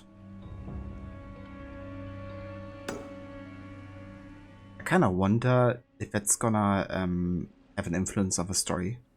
I'm not gonna go and kill her, just see what happens. Like, if she's gonna remember that I tried to steal from her. I am taking your head back to the Ragnars.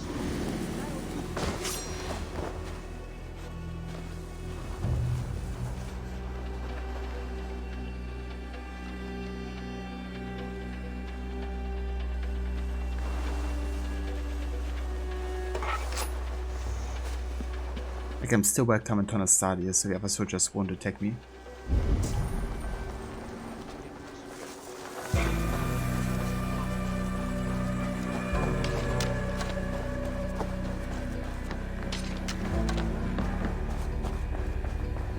Quite interesting.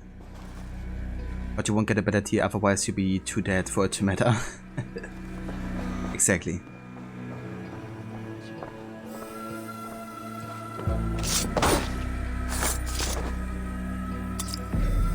You better listen.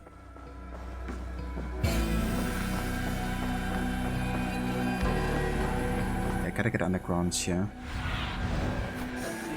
I believe that's the only underground entrance.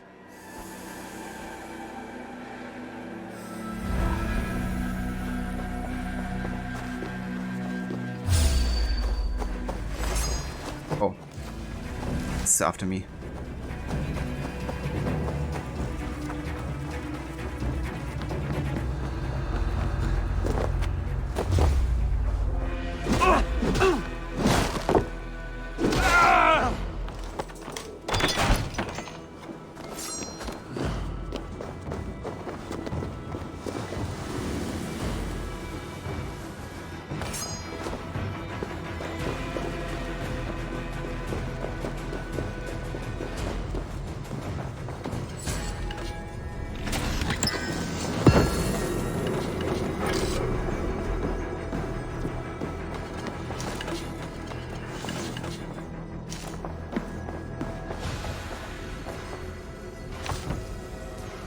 Yeah, she saw me coming big time. But last time you played, you ended up just killing her, but that was after refusing to pay her. You didn't have much charisma in that last playthrough. It's definitely fair, you know. I wouldn't want to pay her either the whole sum of 520. I think the first time I also killed her, to be honest. But yeah, this I want to see what happens, like, if I antagonize her by stealing. I mean, I did want to steal the money stealthily, but now that we got detected, I still didn't want to kill her. Just to see if that has any, like, influence, I guess, because she's gonna come back later. So I wonder if that's, like, remembered or not. Because I'm still, like, welcome at Tonastadius, so that shouldn't be the case, I guess, considering I tried to steal from her. Way to form alliances. The proper way. First you pay them, then you fail to steal, and then you antagonize everybody. Letter from Eva. Happy to your envoy for even uttering your daft demands. Made him red in the ass. I'll be peppered by the time he reaches you. If that doesn't make it clear enough, I will speak plainly here. We pay you in wares. Vocal's baguettes belong to us. Don't like it? Bring your second cow udders to Repton and flavor him about. Spare your envoy another beating. Oh, and if you find this letter reeks of piss, it's because it is soaked in mine. Eva.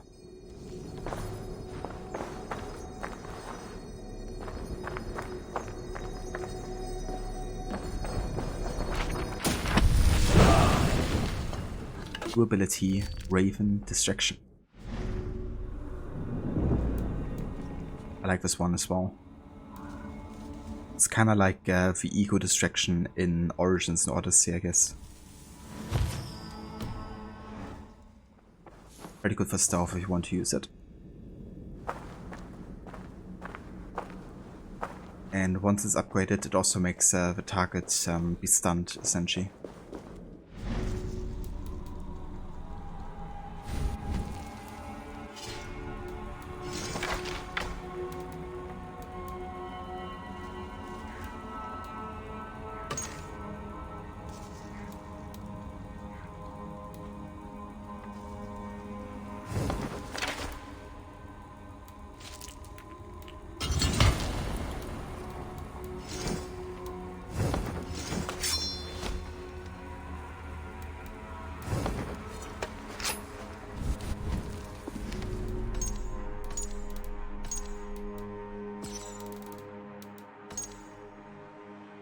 Also found a new enemy type, the Wikinger. Solid fighters able to smash through shields with their bearded axes.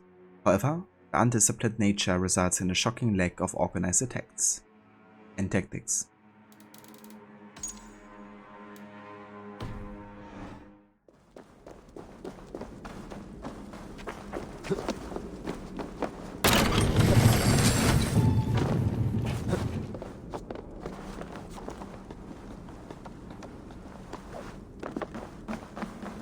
Best not to draw attention here.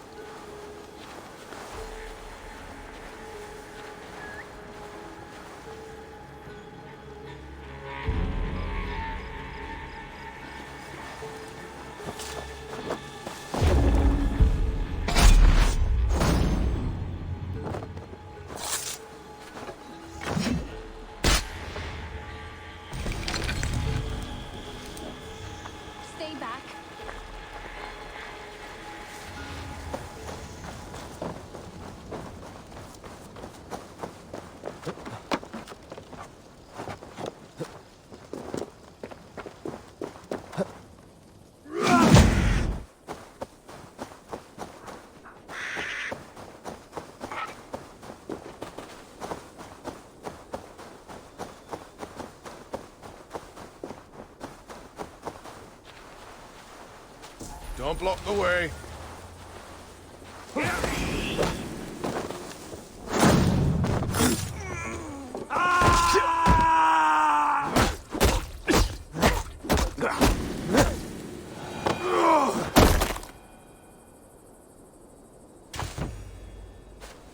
You have my sincere thanks, friend. You're welcome. Drit! Vi skulle flia! Nu!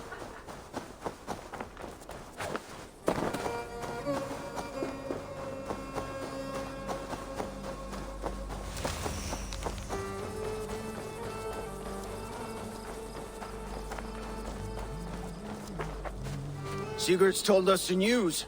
Well done. Leicester and Templebroth fought. What do you know about them? Leicester is a large village. And Templebroch, it's an old military fort. Not much else. Burkred could be at either one. We should check both, as soon as possible. And what do we do with Tona? I would bet the sweat off my sack she's writing to Borgred now, offering silver for a warning about us. Let me worry about that. We should get moving, Drinkit. I can take the fortress of Templebroch. I will join you, Sigurd. That leaves me Leicester then. All by my fucking lonesome. Bring a friend, brother. Maybe Eivor dares to be called that. Go on ahead. I'll catch up with all of you soon. But kind of hoping that Eva might finally find a friend. Probably because he killed all of his previous friends. Doesn't have anybody anymore.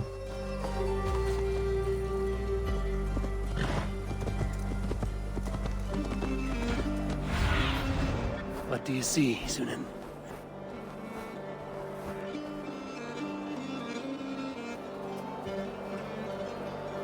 Love that soundtrack here.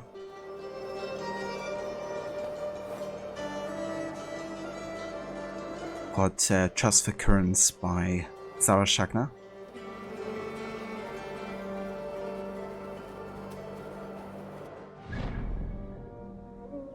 Okay, so we have multiple opportunities now. We can go to Leicester with Eva. And then up here to Templeborough with Sigurd. But it's a really cool one. It has a calming feel to it. Definitely, yeah. And I think you can really hear the kind of like Roman past in it in a way. Kind of like, you know, Leicestershire being, or having lots of Roman ruins. And kind of like a big point of the Roman conquest of Britannia. And kind of like hear the harp being a very dominant instrument in that track. Which I think is really like a connection to that old Roman times, really.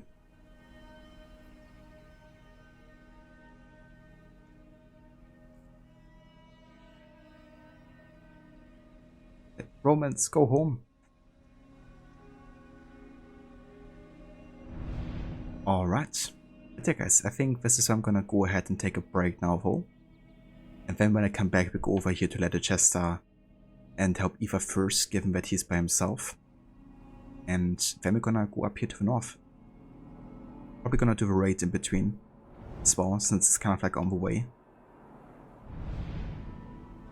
But yeah, I'll be back in just a few. Thanks, Aura. But it would have been cool for Monty Python's Life of Brian reference in the main game. It definitely would, yeah. Yeah, they could have put in so many references. I love that reference with the, is it the mother of cats or something? Which is kind of like voiced by clearly a man who's trying to speak like a woman, like a very high-pitched one. It's a very screechy noise, kind of like similar to the mother of Brian in The Life of Brian. Like that's definitely a reference to that movie, I think. But could have had some writing on the old wall that said Romans go home. And then some Roman soldiers lecturing whoever put the graffiti there on the wrong grammar. And that they have to write it 1,000 more times on the wall. Gotta have proper Latin.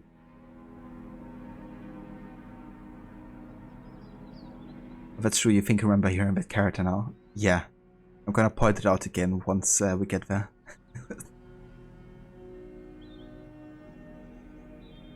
But yeah guys, I'll be back in like 10 to 15 I would say. Then we're gonna continue here with Leicestershire and the story. I'm gonna leave you some of the awesome Valhalla soundtrack until then. And yeah, then I will be right back. So catch you all in just a few. He's not a messiah, he's a very naughty boy. Oh man.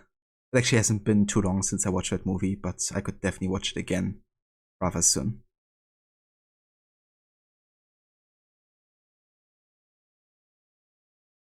Thanks, Rod. I definitely will. And yeah, see you in just a few.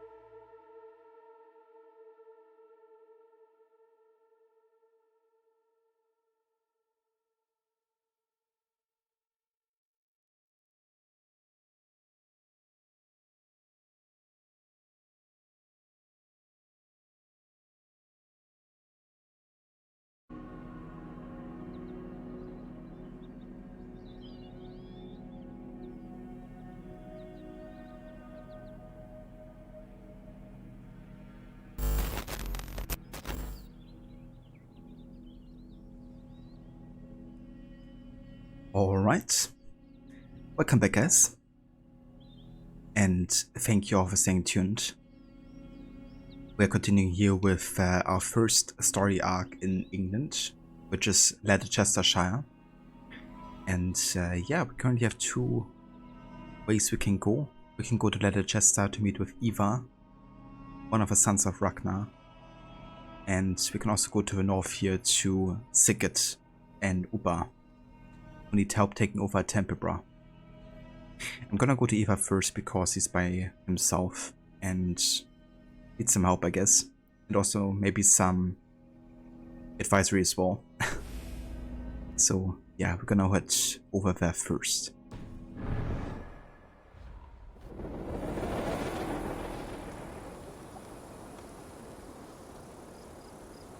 Quite a way to say the least, but it's fine.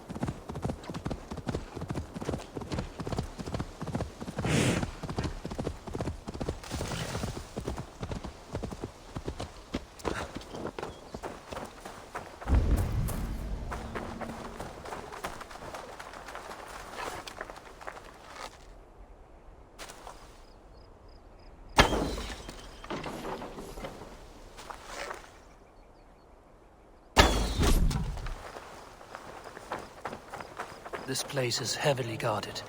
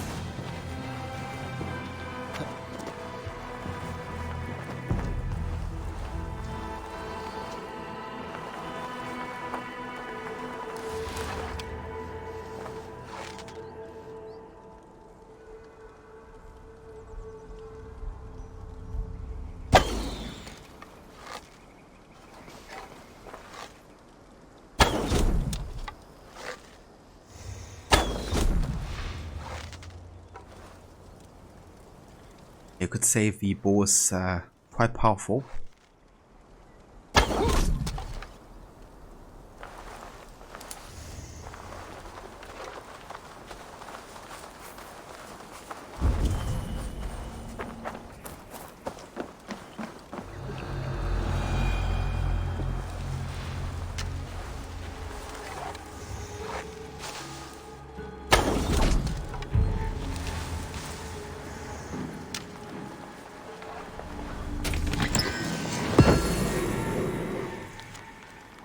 Scout camps. Ataric and his men have successfully set up camps across the river. They are well hidden with a good line of sight in either direction. On our side we have men standing guard awaiting their signal. A flaming arrow shot into the sky. Any Danish longship that comes through will be caught in a relentless crossfire. We will sink the ships and take aim at the survivors with lethality as they swim to shore.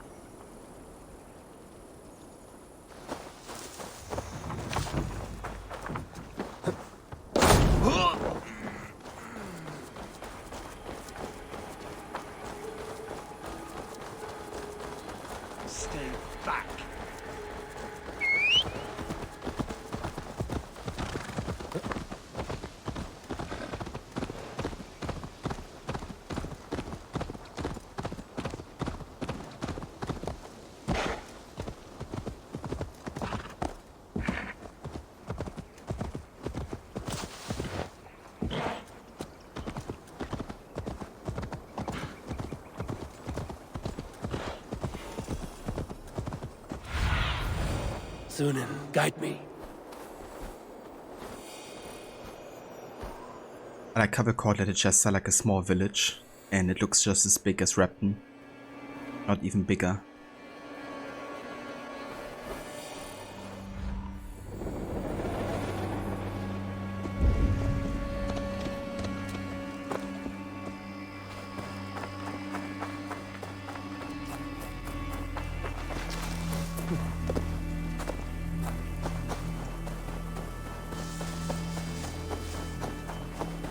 Well now.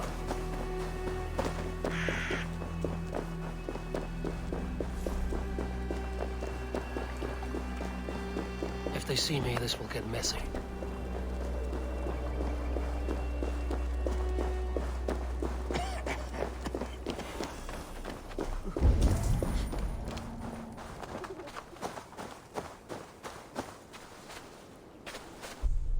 Eli, I wish they had more boats to cross rivers. Using a horse is just silly. Yeah, I don't know. Would definitely be good to have more boats, I guess. But, I mean, horses can definitely swim. Maybe not quite as fast and the way it's often used in Valhalla.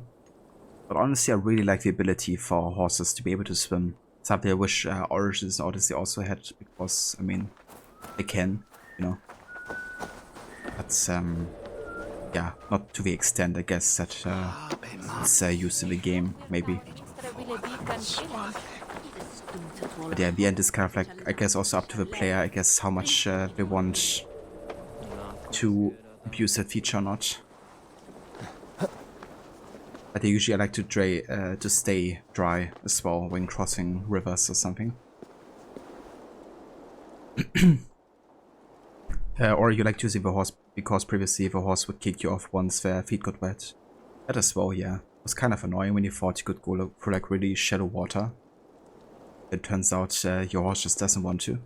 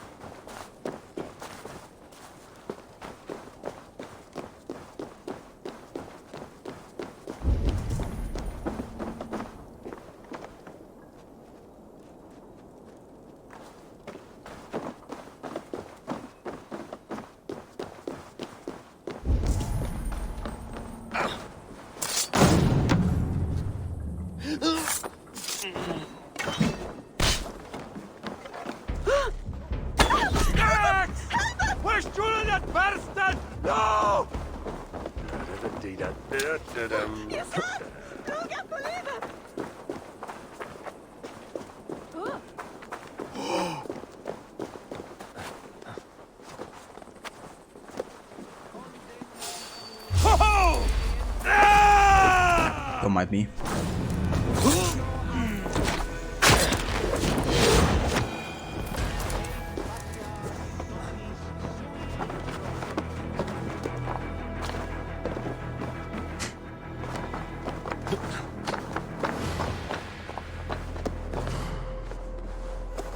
That NPC was dangerously close to singing Pan Pram. It's true. And I gotta say, like, I do miss Witcher 3 a little bit. Such a long game, but I don't really feel like playing for the entire game again anytime soon. But, you know, there's like so many funny moments in there, or NPCs.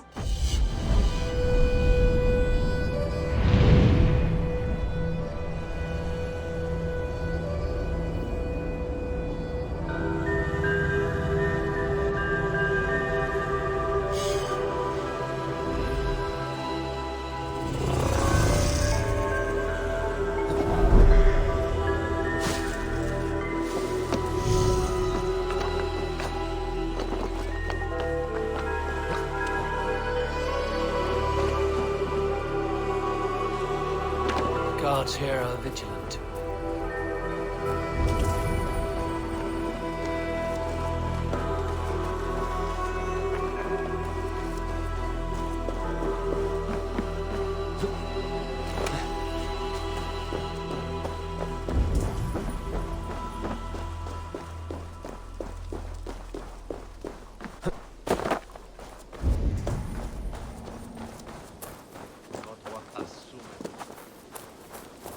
Okay, where's Eva? Up there.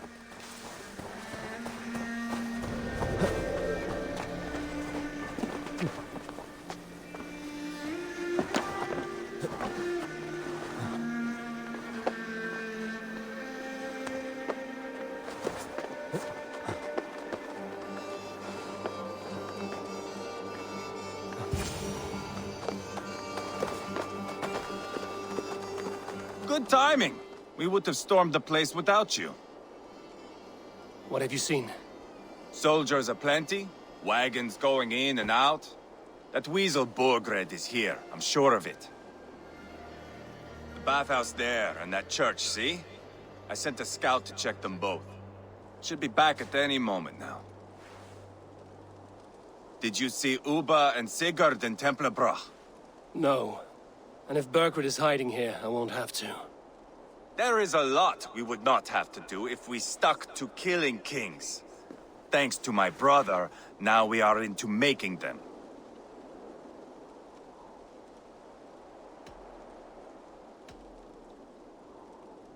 No small tension between you two.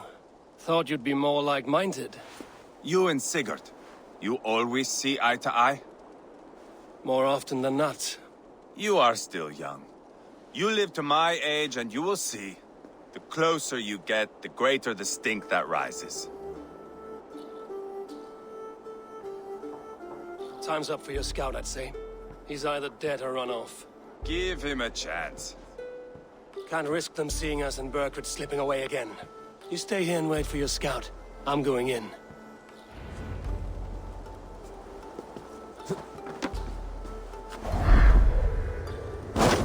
It's so funny doing the leap of faith, you know, without actually having learned the leap of faith.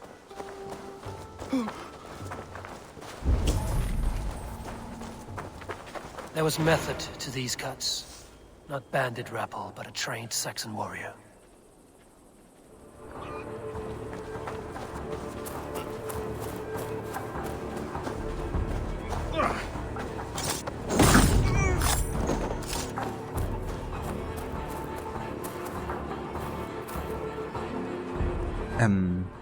But Eivor, especially when you get close to me with your breath. Yeah, if you really want to get over the bad side of Eivor, you do that.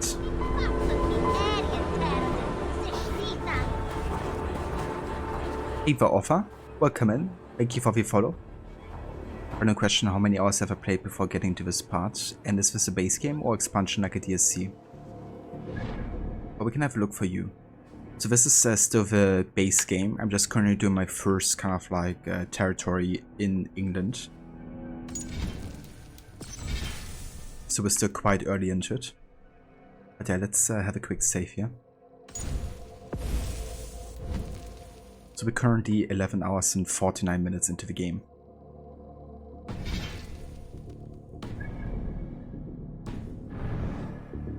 But yeah, that's like so super early. The game is quite long. So yeah.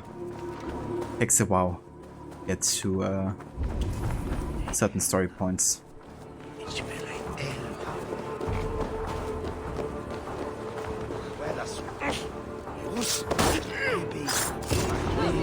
This must be the bathhouse. Need to find a way inside. The bathhouse. I'd say it's maybe a small reference here to Origins and the bathhouse mission there. We should be out there, fighting to take Tamworth back from the Danes. We're to secure our food stores first. Leofrith's orders. Leofrith's orders? Bah! The king's grown tired of him, you know. That's what all the men are saying. Tired? How do you mean? Are you blind? He questions Burgred's orders every chance he gets. Has done ever since the Danes showed up.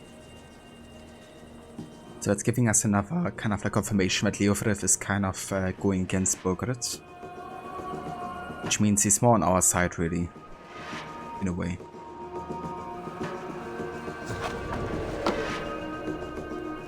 Odin is with us!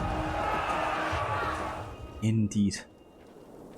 Would you be able to fight Fenrir with a base game, or is that with the Ragnar expansion? So yeah, the Fenrir fight is within the base game. There's gonna be like a few mythological story arcs.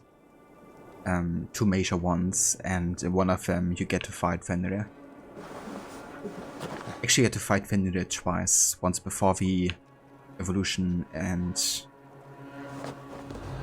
later.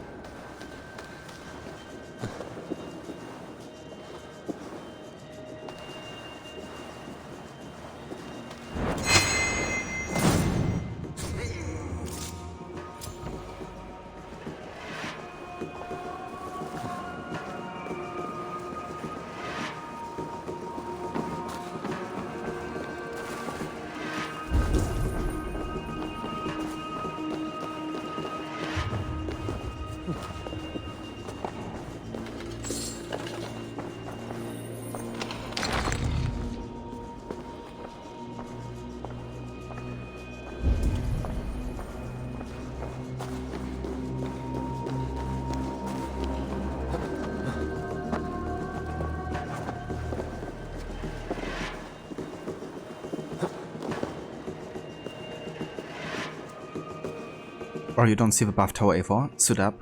No kidding. That's the bath tower outfit, you know. Like seriously. We got Atelier, we got Basim, we got Ezio, even Bike. Where's Bike's bath tower?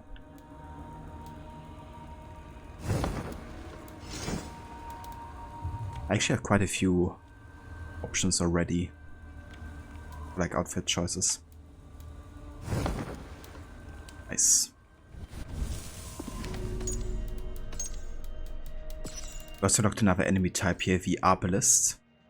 The cunning Arbalist stealthily selects his perch with an eye for inflicting maximum carnage. His crossbow is capable of dealing death at an extremely long range. You won't see his bolts coming.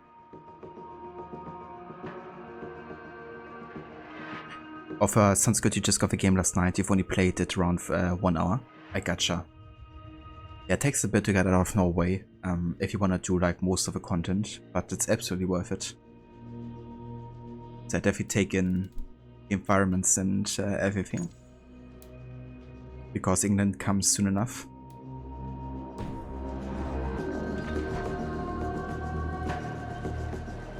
Or you need a buff tower for true immersion. I wonder if there's like a mod for Valhalla, which gives you that outfit or something.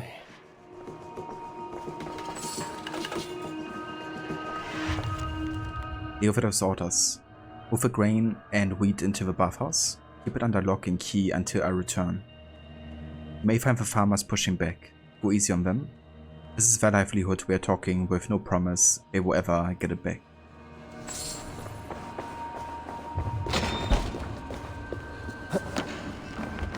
No worries, Offer. Hope you enjoy your time with Valhalla. And yeah, catch you next time.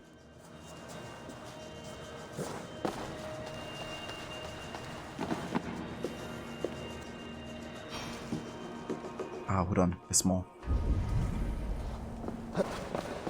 There's something.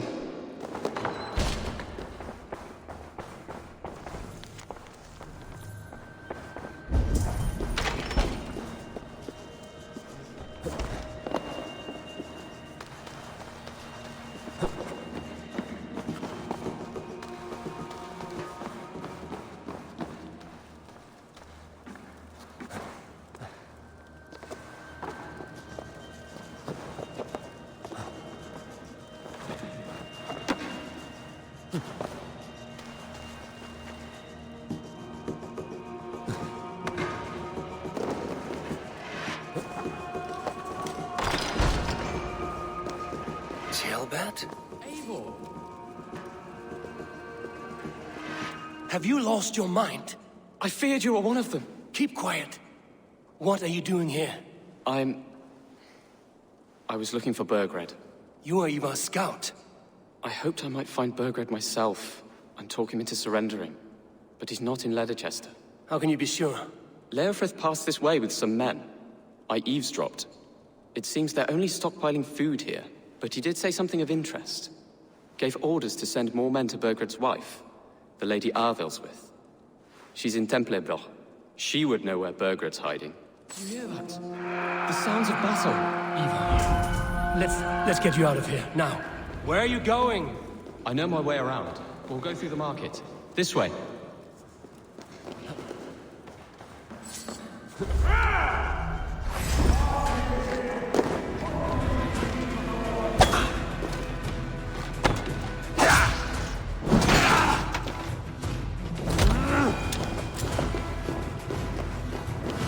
I remember visiting Senton during school to look at the Roman stuff.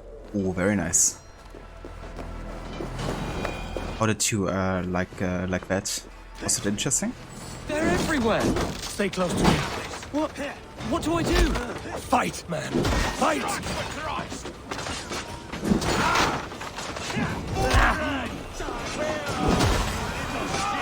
This is over!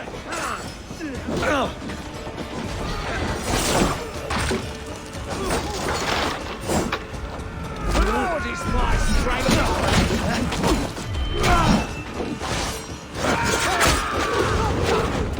Follow my lead, me lord!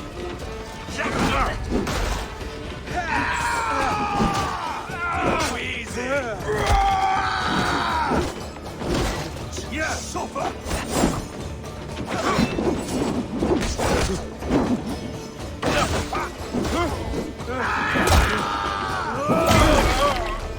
Borgred! I will burn it all down!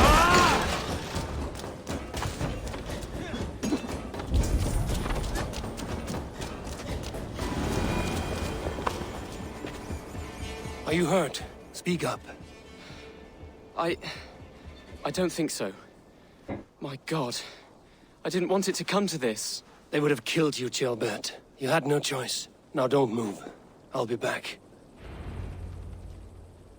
Where is your king, Saxon? Where is he? Lord our Father, grant me salvation. When does their god find the time to answer so much mumbling and whimpering? You are reckless, Ivar. Gilbert could have been killed. Who am I to stand in the light Where of is a boy Charles Lee? searching for his balls? Don't excuse yourself. You enjoy this too much. Stop. It wasn't Ivar who sent me. I sent myself. Have caution, boy. Until your father is crowned, you are Mercia's enemy, not its champion. You understand? I understand. Good. Now return to Repton and remain there until we call. Will you not stay, Wolf-Kissed? There is no king, but we have corpses to loot. Burkred's Lady Athelstwith is in Templebroth. I'm going to find out what she knows. Yeah, he was a bit fed up here with Eva. Take everything. Can't really blame him.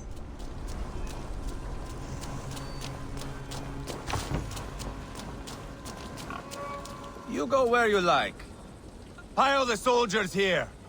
Let these people bear witness to the carnage that awaits their kingdom.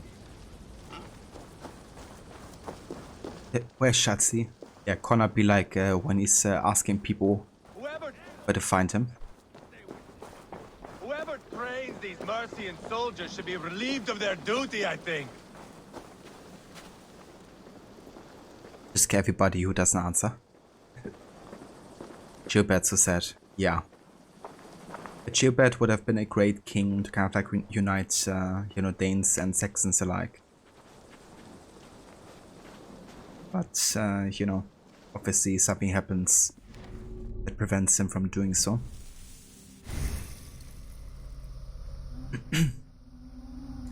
Right, so now we have enough to actually get the Stealth Adrenaline ability. Violent Stealth gain Adrenaline by looting a chest or pickpocketing in a restricted area. So that's really good to continue using abilities for stealth purposes. Because otherwise it can be quite a long time until you can use the skill again. Or you gotta go into combat or something.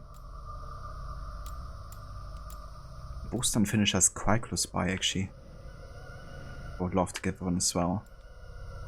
But I feel like for now I should probably invest into some warrior abilities actually.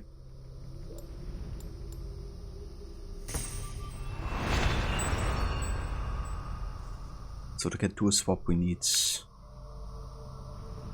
other 4 abilities. I'm gonna prioritize perfect attack for now though. More important. Boy.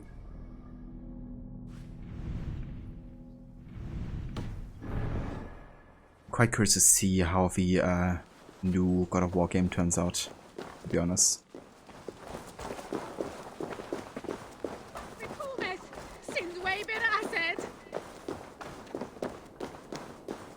I should not be seen in this area.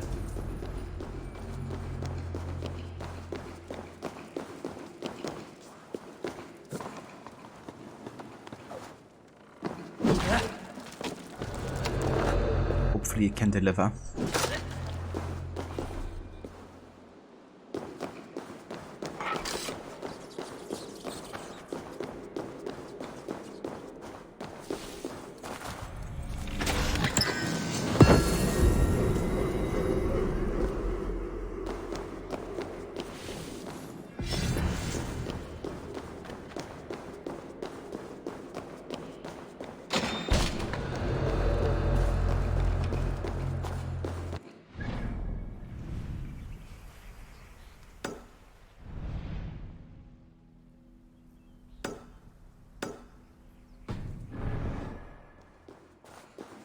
Okay, let's make our way here to the north. Because you still want to meet with Sigurd and Uppa.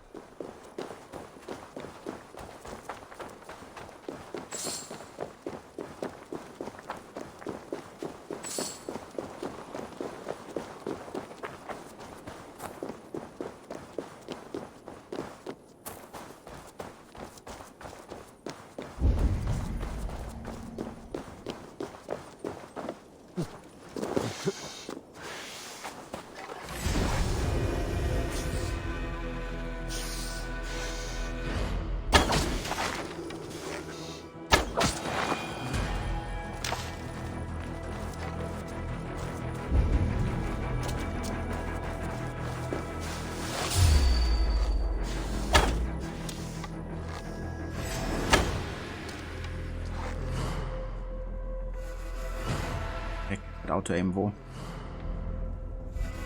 Constantly moving against me.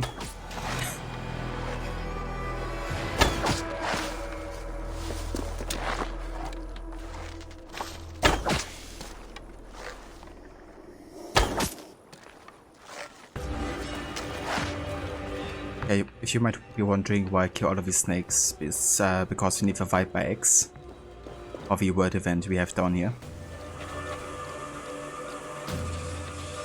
Eva Fjör, welcome in. Of recent rumor about AC Rift now being called AC Mirage and that it will be back to traditional AC without a leveling system or other RPG elements. Inspired by the first game of the series, as much as you hope the Basim game is great, you don't trust Ubisoft enough to let my guard down on the whole back to traditional style thing. It's definitely fair, dude. I don't blame you. I think since it's Jason Schreier talking about it and he's been, you know, quite accurate with most of the leaks, I feel there's definitely something to it. But I mean, you know, there's still like more than half a year until it's supposed to release in spring of 2023. So they can still change quite a bit until that point, you know. And I wouldn't put it off the question if they still incorporate quite a few like RPG mechanics or elements at least. But yeah, I've also read about that with it being called AC Mirage now. But I'm really not sure if it's like Ubisoft Bordeaux behind it, with Wrath of the Druids being their first AC kind of like story. If it's gonna be too good, to be honest. Like Wrath of the Druids was alright, but I didn't love it or something. Dear Few, I hope you're having a good morning so far. How's it going so far? But that's true, so much can change, and this is currently Ubisoft we're talking about here too. Not Golden Age AC Ubisoft. That as well, yeah. Definitely something to keep in mind.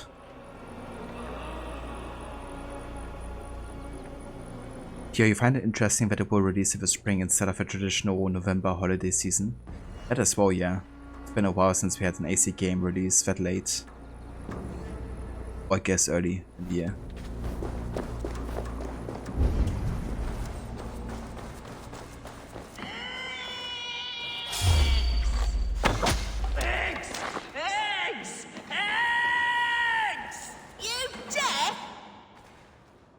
Say that again? You heard me. I need eggs. Viper eggs. Crusty little shits won't go away. This is my land. I was here first. So, as I said, bring me viper eggs, and I'll make sure they leave and never come back. Provoking snakes is not how I planned to spend my day. But that could change. A reward? Yes, I understand your meaning. Bring me the eggs and it will be done. This word event, wo? So, fun fact, but this word event also has a kind of like Easter egg / reference to AC Syndicate. There's the mission where you have to help Appeline test out his bombs, which are also kind of like stink bombs at the same time. And every time he used the word of a fruit, you had to throw them. And the guards would think that somebody had let out like a really massive, unpleasant fart, essentially. There's one voice actor who kind of like says something along the lines of, "It's stuck in me throat." And the same exact voice actor is doing the very same line upstairs once they feed this woman enough Viper eggs. So yeah, it's kind of like a reference to Syndicate in a way.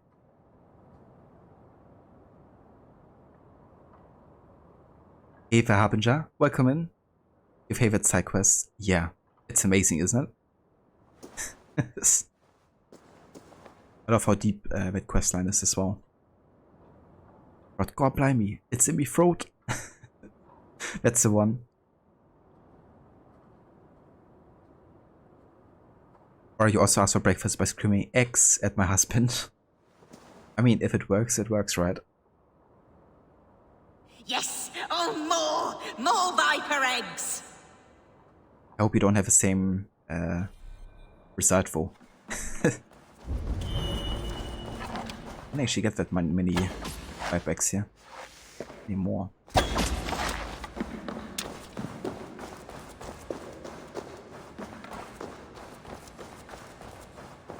Oh, that's much better! better. Getting closer now. I can feel it. More eggs. More. 4 Viper eggs. Well, let's see if we can find more Vipers here, I guess. First one.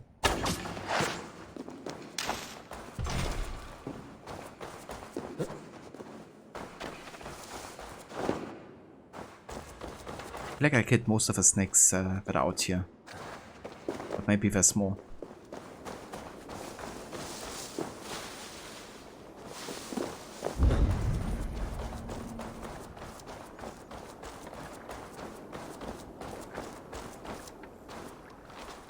I didn't get too lucky here with the egg loot, I guess. I'll just come back once I have enough 5 eggs later. I just need 3 more.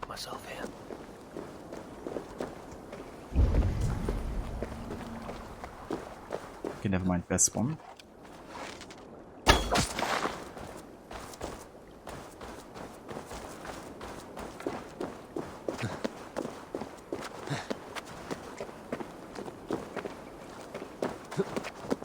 I actually wonder if there's already some dialogue with the people that are standing above where the lady is.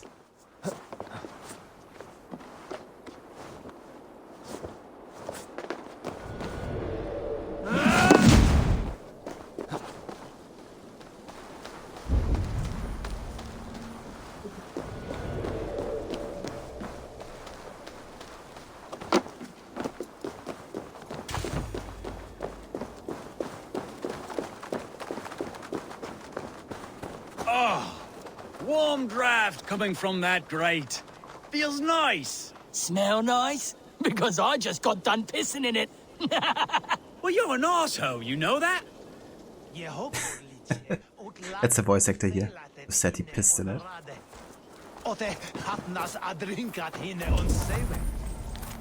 Strange sounds. It is like my mind playing tricks on me, but I swear the grumbles coming from that grate sounds like a person oftentimes. Certain no one can be living down there, can they? Oh, of that.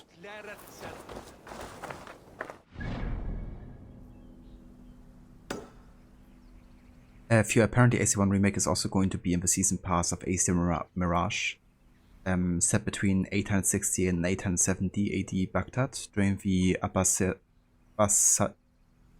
Abbasid Civil War. Come to think of it, perhaps one of the smaller conflicts in history and similar to Revelation setting that wasn't that notable in terms of world history. That's fair, yeah. I reckon it will be more focused on, I guess, Basim and have like a prequel story to Valhalla, like making that connection. But yeah, honestly, I'm stoked for that game, like, or at least the time period. I think it's great they chose to have also another game set directly in front or after recent AC game. You know, not just go for like the big major setting, but actually connect timeline wise, you know, like that's the thing with Revelations, right? Like part of the reasons it's not like super notable, I guess, is also that initially the whole story started with the with the Italian Renaissance. And then we see kind of like Ezio growing older and seeing that like time progression, I guess. So I'm really in favor of that instead of like having just another flashy setting. Like Odyssey, for instance, you know, like, yeah, of course it has been like a much requested setting, like ancient Greece, but it didn't connect timeline-wise or story-wise at all to Origins. So games set after Origins with Aya and Rome, you know, would have been a logical and better choice, I guess, but probably wouldn't have sold quite as well, since it wasn't as flashy and new.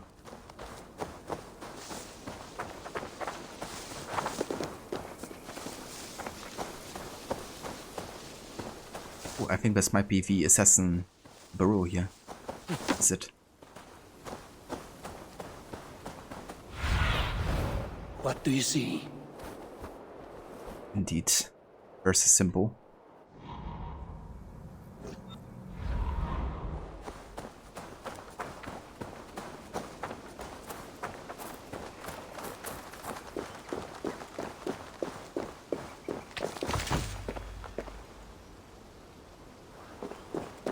point you the direction also where we have to go to get entrance.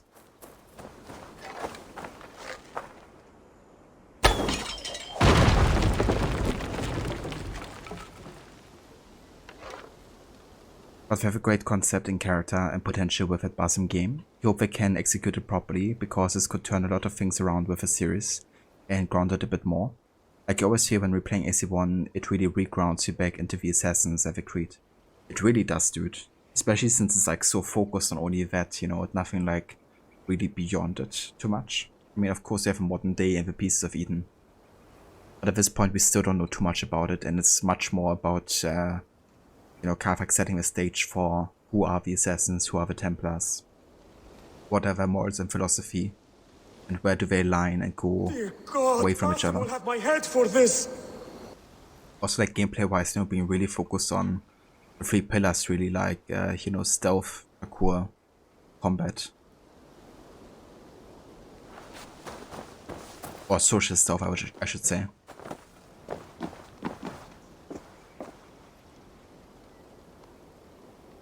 Dear God.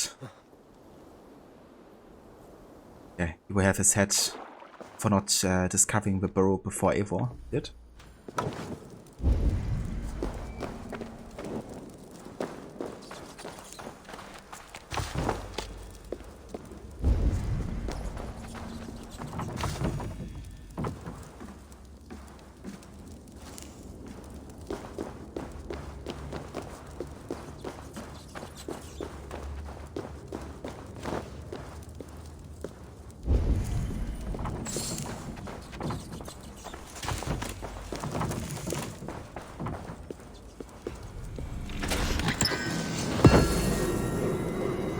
The Hidden One's close.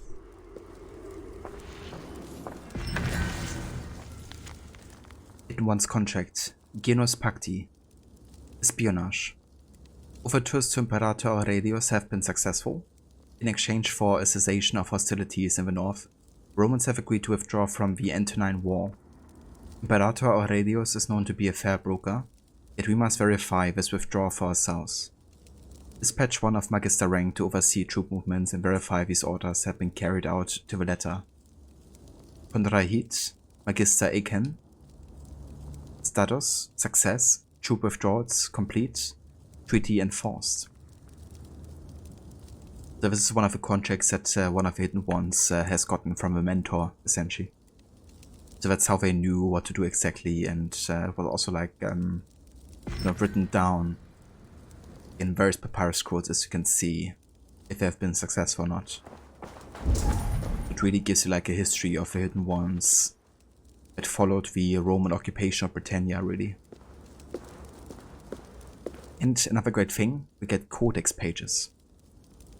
So you might remember these from AC2, right? Like different kind of like snippets of lore, teaching you about the tenets of the creed and also digging deeper into the philosophy.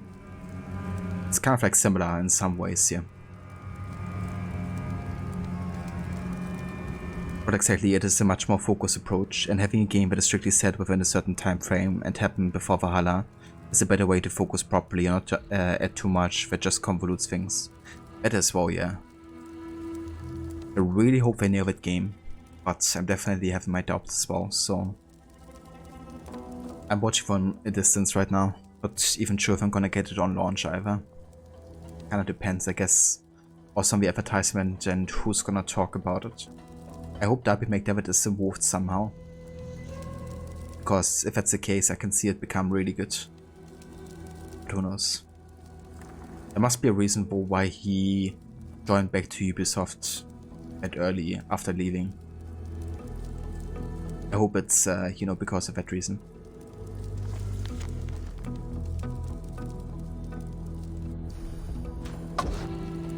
The Magas Codex, page 4. And 3. Stay your blade from the flesh of an innocent. Only those with active malice in their hearts need answer for their cruelty. The unwilling pawns of evil and the bystanders caught in their wake do not deserve the sting of our steel. This is a decree of the Hidden Ones. 3 tenets, together with a creed, to define our path forward. Only these and nothing more. To encumber ourselves further would only dilute our resolve. Here Magas spoke again, most ardently now. Yet, if nothing is true, how can we justify such strictures? Should we not be free to pursue our goal in whatever fashion we see fit?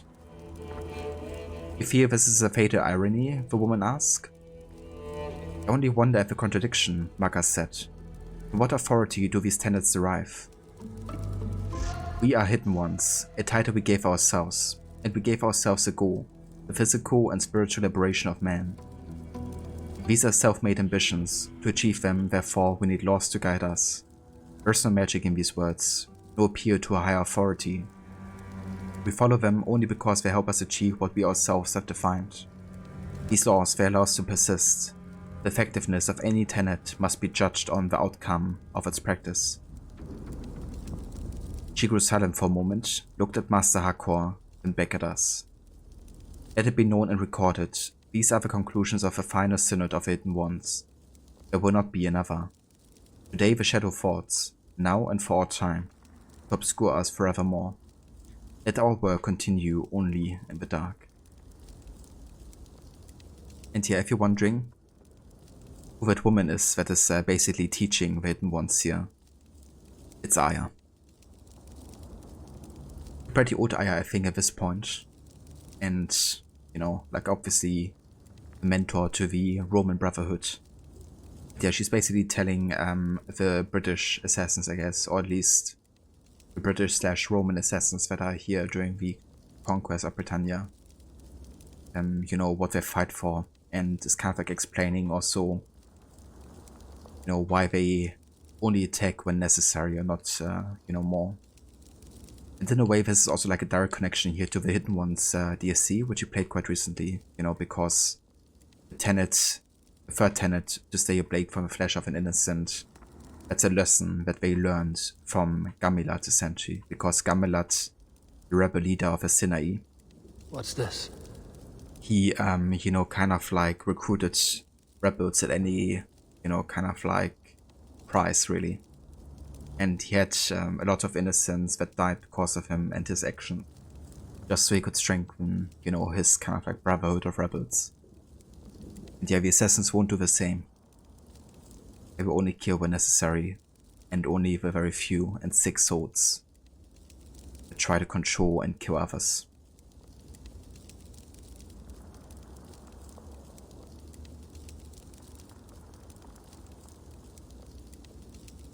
But same here, you're going to wait until release. You're even going so far as reading about and seeing any spoilers.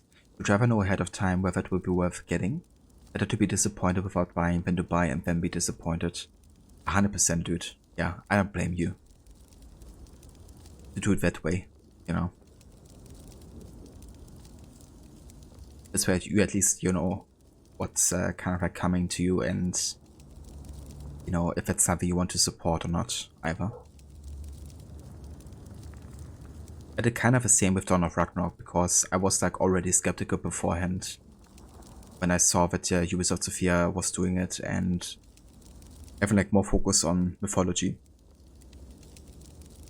And I watched a couple cutscenes and dialogues, and I basically decided, well, I'm not gonna be playing it, at least directly, and I was still thinking about if I will play it or not in this playthrough, to be honest.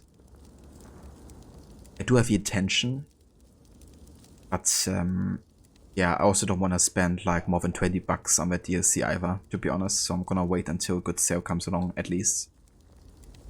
And even then, you know, I'm like, I don't think I'm gonna enjoy the writing too much.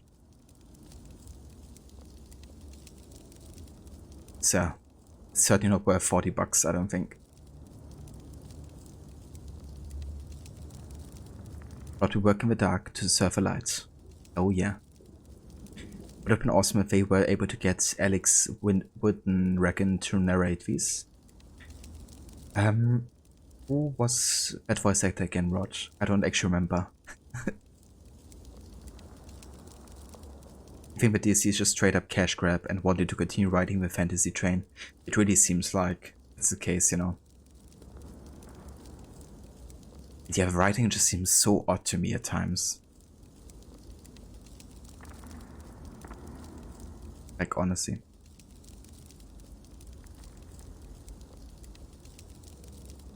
Eva Osmorgan, which DLC we both mean. So we were just talking about the Dawn of Ragnarok DLC. That's like the most recent one for AC Valhalla. Ah, okay, so it's a voice actress for Aya. I gotcha.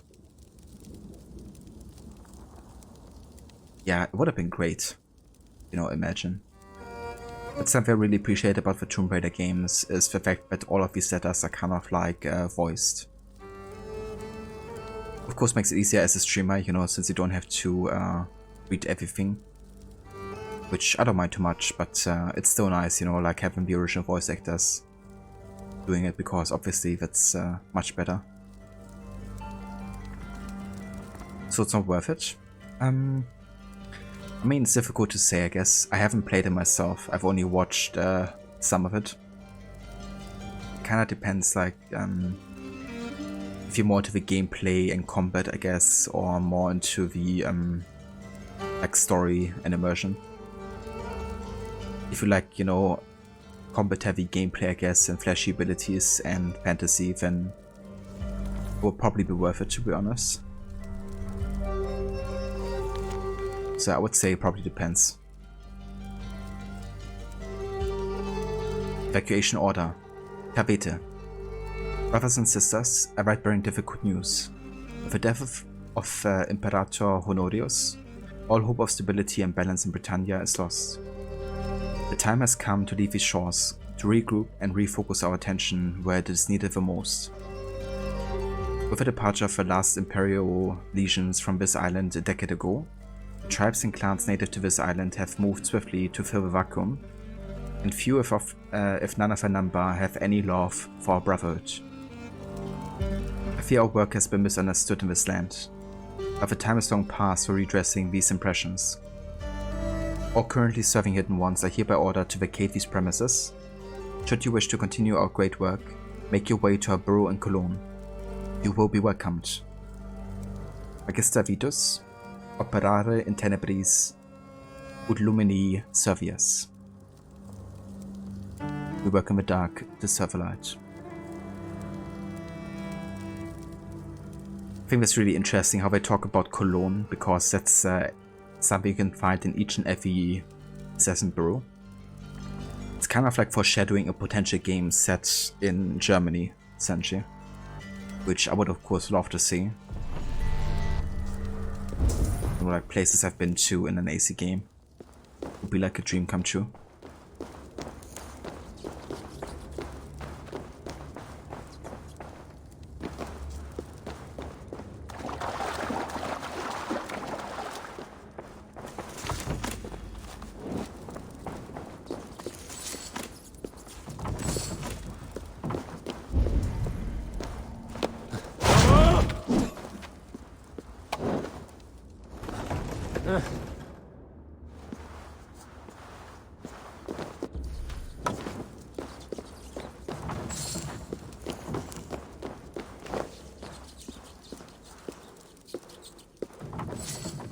Is it German you would love her too?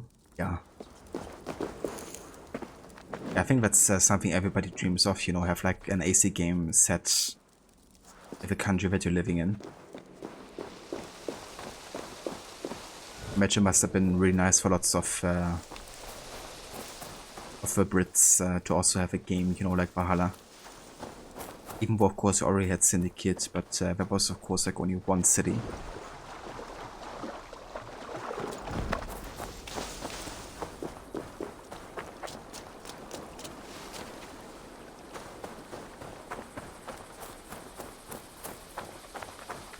But that would be awesome at some point if they would do a game that covers Germany in those time periods. Yeah, like imagine, like,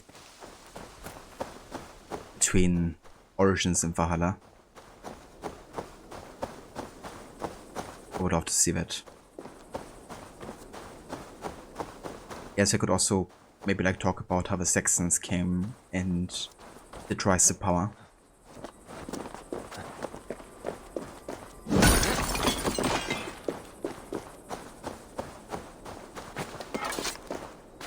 Could also have like maybe very few hidden ones that are still there, trying to fight against the remaining Order of the Ancient members.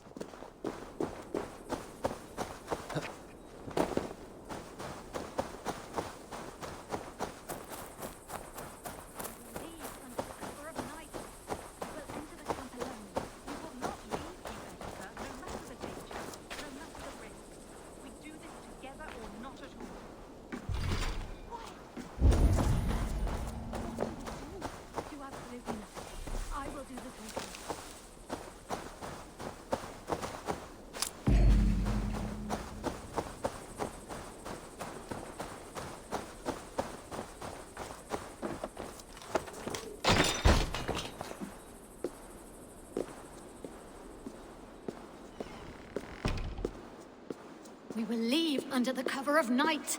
I will enter the camp alone. We will... Don't you know it's forbidden to consort like this under God's roof? Take what you want, heathen. Just leave us be. You must be the Apis here. Why do you hide in a musky old church? We are not hiding. We sought to flee the Shire in the midst of this ungodly war. But in our haste to leave, I lost my crozier. Fell into the hands of some guards in a camp just below. And I am not leaving without it. Dangerous endeavor for three sisters of the cloth. What is your plan? You going to bore them with Bible passages until they give it back? Do not be afraid or discouraged, for the Lord your God is with you wherever you go. It just may work. Or better yet, I can get your crozier back. You would help us? Mercian soldiers made good practice. And now I'm invested in your plight. Lead the way.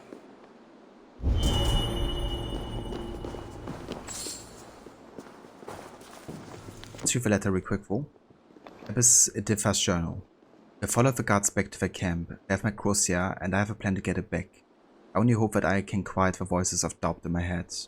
On the one hand, I fear I am putting my sisters in grave danger. On the other hand, I believe this may well be a test. We shall soon see.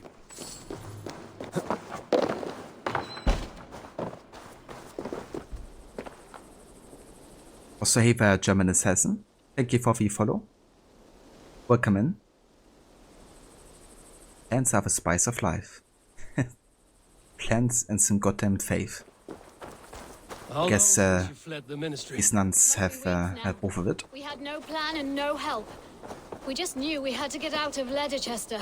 Whether it is Burgred on the throne or one of yours, makes no difference. Their reign would be less than godly. No offense. None taken.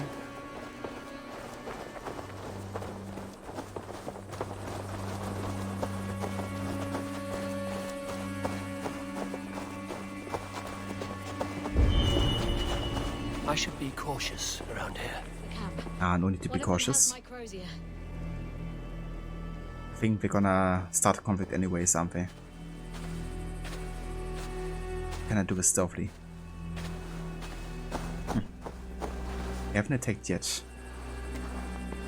The Apis crozier should be somewhere in this camp.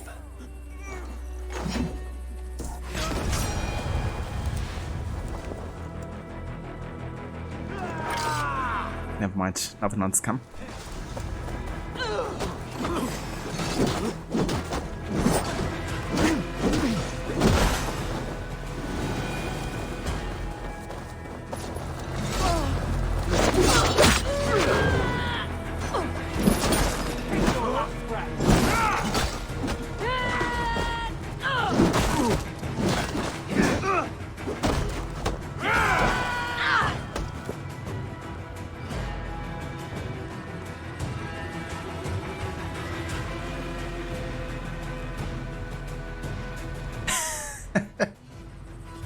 Face.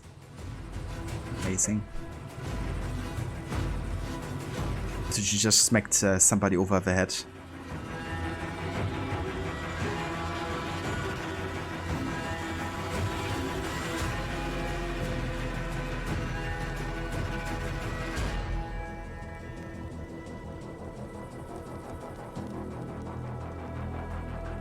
And get rid of these like options up there.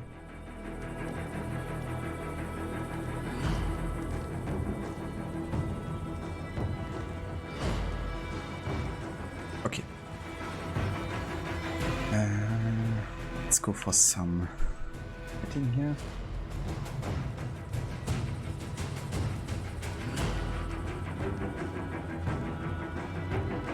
This needs a filter.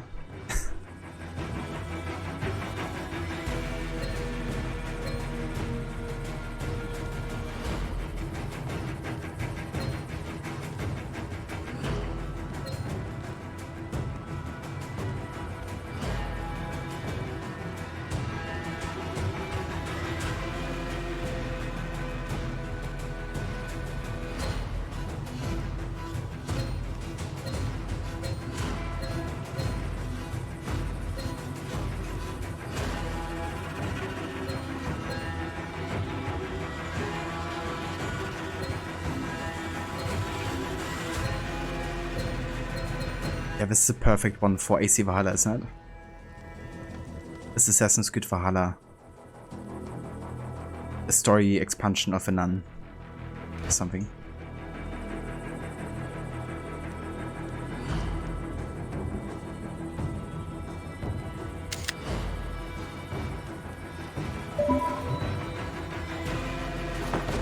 Amazing.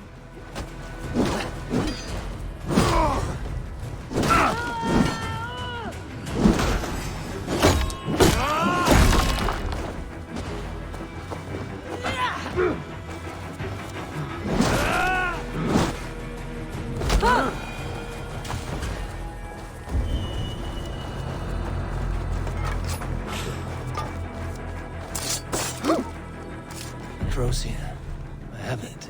Let's go! Down to the river! You are unlike any sisters I've seen. Bare-fisting armed men like that. I can do all things through him who strengthens me. We Christians take matters into our own hands well enough. What an expression. Nun's Creed Heathen. Lincolnshire is on the other side. Oh, that's the next AC game I will play. And even pre-order. Easy.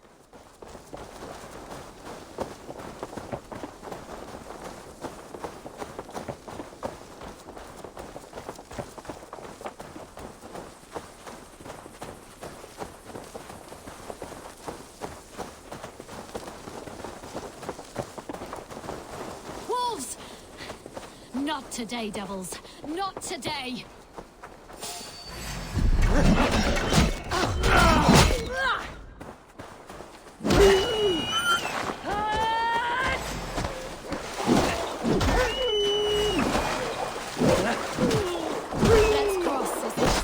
Now I've seen everything. Someone should do a mod of this where Eivor is replaced with a nun. That would be amazing as well. Imagine. That is far enough. Sisters, gather around. Let us pray to the Lord our God and thank him for watching over us. But you know, one of the mods where we could do this also where you're getting replaced by the child version of Eivor. Kind of like similar to how it was done in Unity with young Arno. Would be funny as hell as well.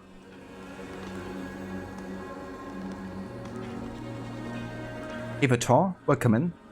Did I finish Origins? I did, yeah. I finished the Curse of the Pharaohs DLC a few days back. And then made a start on Valhalla. Currently in Leicestershire, so doing our first story arc in England. For the prequel to Sister Act titled Sister Act Ancient Habits. It really would be hilarious, dude. Actually, I haven't checked out any mods for Valhalla. Maybe I gotta do that one of these days. See if there's anything that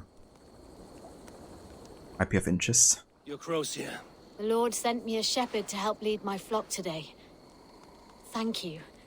You did not have to do what you did. There's truth to that. You would have done fine on your own. I will never look upon sisters of the cloth the same way after today.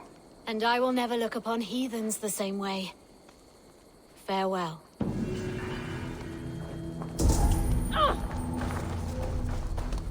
Sisters of the Axe.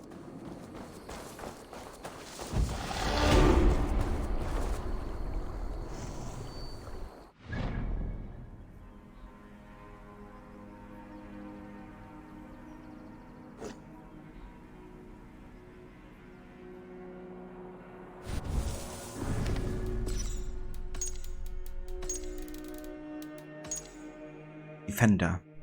Extremely agile, Saxon defenders are able to move and attack simultaneously. If they lose their shields, they totally freak and resort to frenzied and desperate attacks.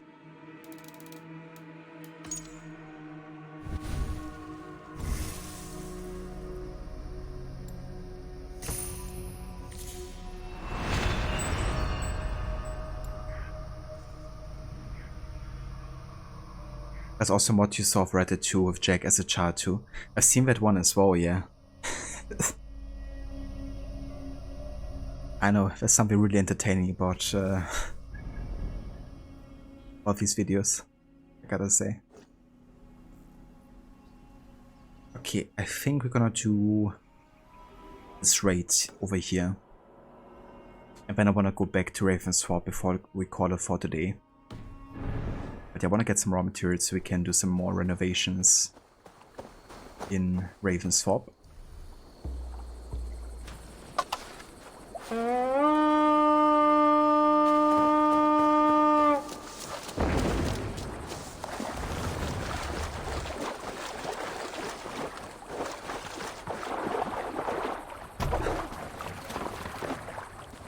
Välkommen after, Styrman.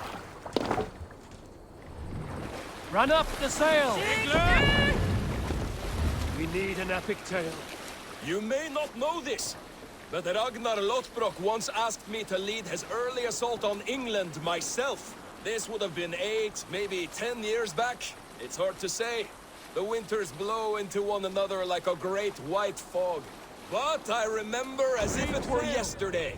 Ragnar appeared at my home unannounced. Naturally, I welcomed him. He had traveled a great distance only to see me. So I poured him ale and fed him bread and listened as he talked. He was feeling anxious about his journey.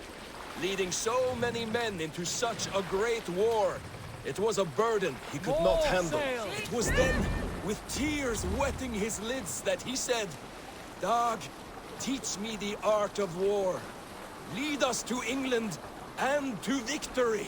But I shook my head. "Ragnar," I told him, "I have 2 weddings I must attend soon. Were it not for these, surely I would help you." Ragnar bowed his head. "Thank you, Dag," he said. "Though you will not be on my ship, you will be present in spirit, and that is enough." Right. Ragnar Lothbrok came to deck for advice on the art of war. Seems legit.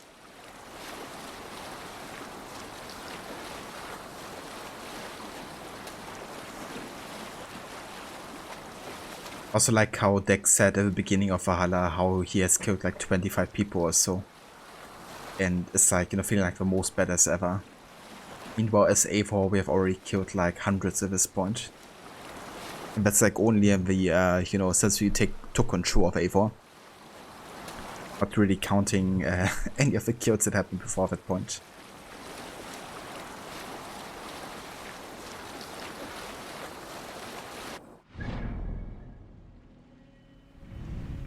Is this another raiding location? It kinda seems like. I don't think it has any raw materials. Right, this is quite close to the quest here, so I'm gonna ignore this for now, because I think it's gonna be a location, Tempelbra, I think it's called, which I'm gonna leave for that point. But there's a movie with Christian Bale coming out next year called The Pale Blue Eye, set in England in 1830. He plays a veteran detective that is solving a murder aided by a cadet who will go on to become the famous author Edgar Allan Poe. Immediately thought that with Christian Bale would have been a great line if they did a new movie about Jack the Ripper. That's true actually. I would think so as well. The master of disguise. Considering how many disguises Christian Bale had on in his years of acting.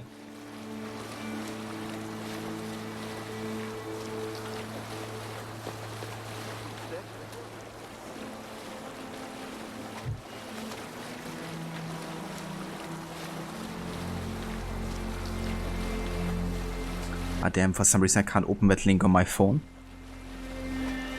Oh. Here is not possible.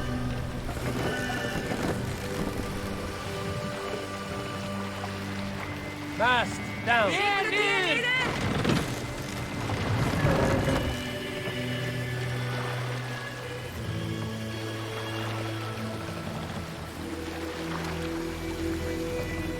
Cheers, Rod. I appreciate that. Definitely gonna have a look.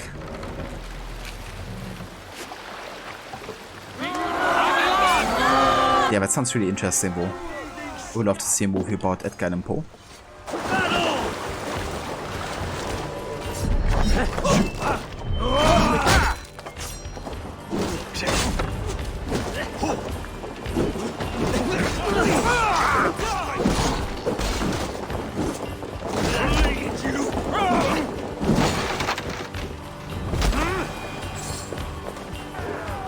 Take Christ's skull and burn down this house!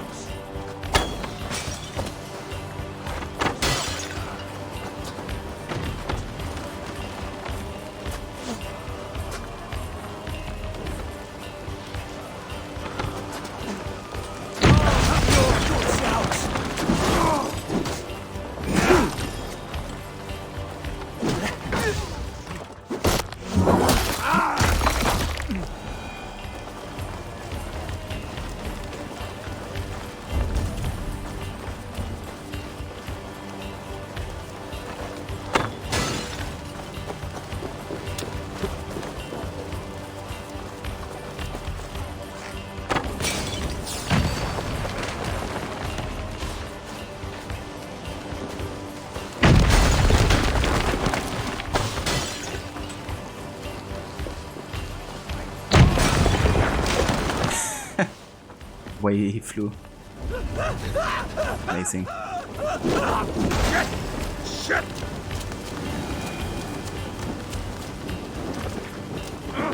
Shit!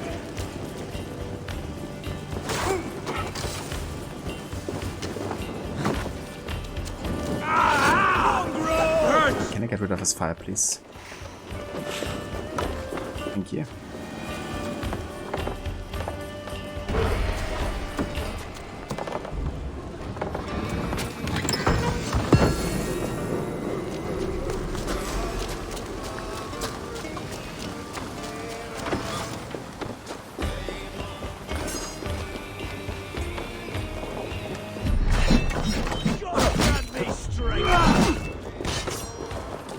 With me, here!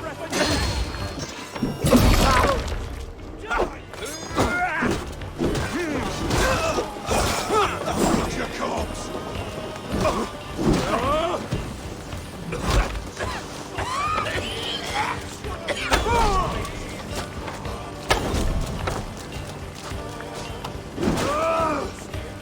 You will pay!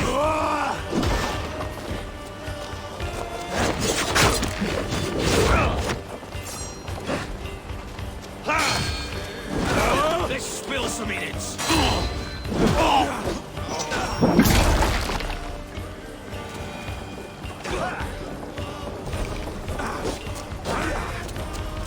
Hell, take it!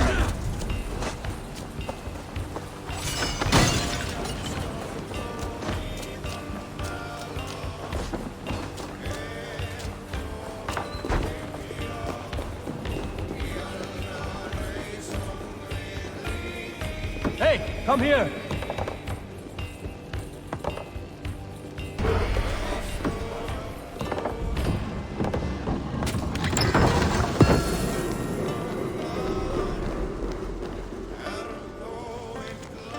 Apis at Vascerno. King Bograt stands his ground and stoke the fire that is the heathen army. And take my sisters and we are fleeing the Shah. Their safety is my responsibility, as is the ability to continue our work. It is time to begin anew, someplace new. God will guide us, as he always has.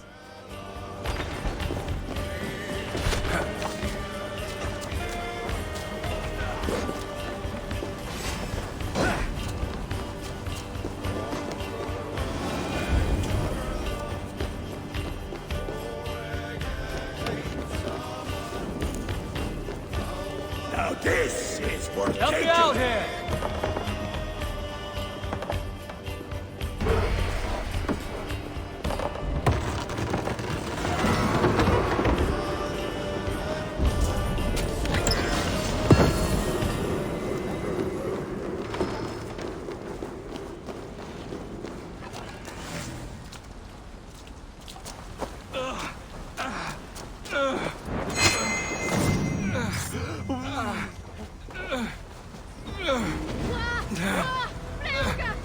My things.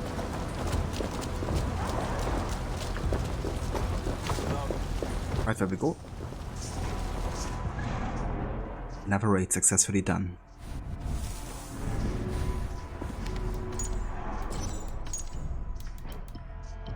Oh, interesting. We also found the beginning of the Hadrian's Wall. The Roman Emperor Hadrian constructed this wall to keep the northern tribes out of Britain, as he couldn't be bothered with conquering Scotland. Then one day the Roman legions pulled out and left the Britons to their fate. They were kind enough to leave a wall behind, which included some of the most amazing public toilets ever built on Earth. Yeah, I'm sure that's true.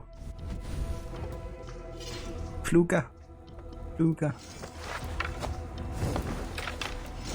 It's kind of funny, like all the different variations as well. There's also flu, flu, flu.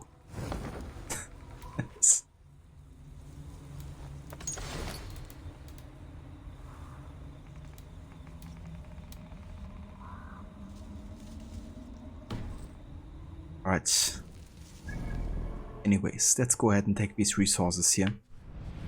And go back to Ravensthorpe so we can invest them into the Hidden One's Burrow. And also another 1 or 2 opportunities here, I think. Hey, wir haben eine Pursuit. They still haven't perfected most public toilets even in 2022. That's true as well. So many years after and they still haven't perfected it.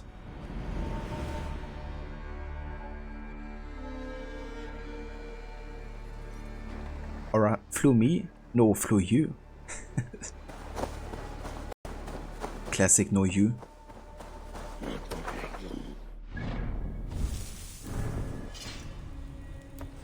Okay, so currently we have 90 raw materials and 1,400 supplies.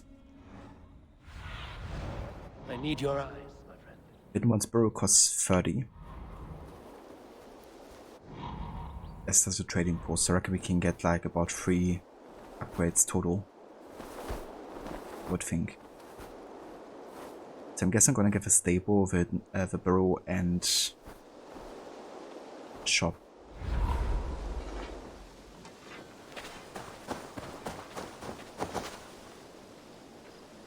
But you'd like a mod where that gets replaced with a soundbite from Monty Python and the Holy Grail of the words Neo?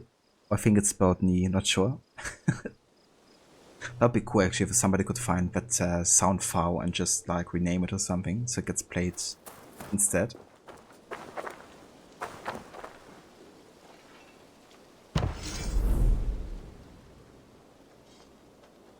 Hidden One's Burrow. Ivan works here to track the movements of the Order of the Ancients. You will find those missions here.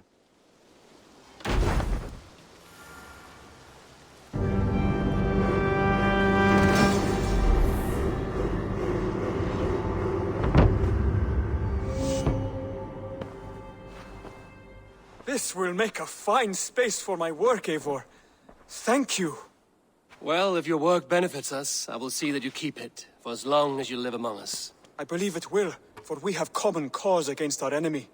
They have dug their claws deep into England. Eradicate them where they are strongest, and the alliances you seek will be far easier to come by.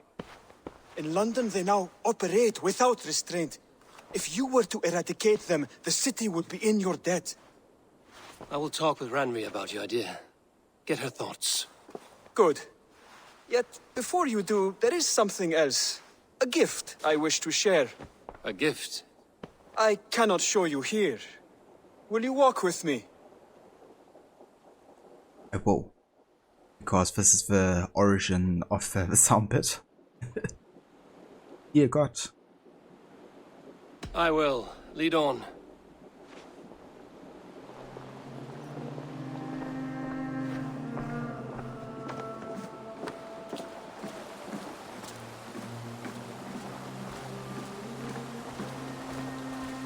I hear heaviness to your breathing, Hytham. Does your wound still trouble you? It does, I'm afraid. There is a pain in my chest for which I have no remedy. Rest easy, then. So long as your mind stays sharp, you will recover. Of course. Though I am reluctant to displease my mentor. You would risk your health and your life to please Basin. That I do not understand. I should not expect you do. When we first arrived, I noted a shadow of suspicion in your eyes. A doubt. A wariness. Is that a question? No. Only an observation.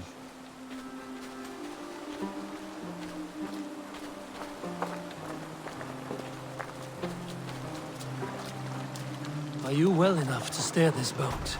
I am. Have no worry. It is only prolonged stresses that exhaust me. My energy runs low rather quickly.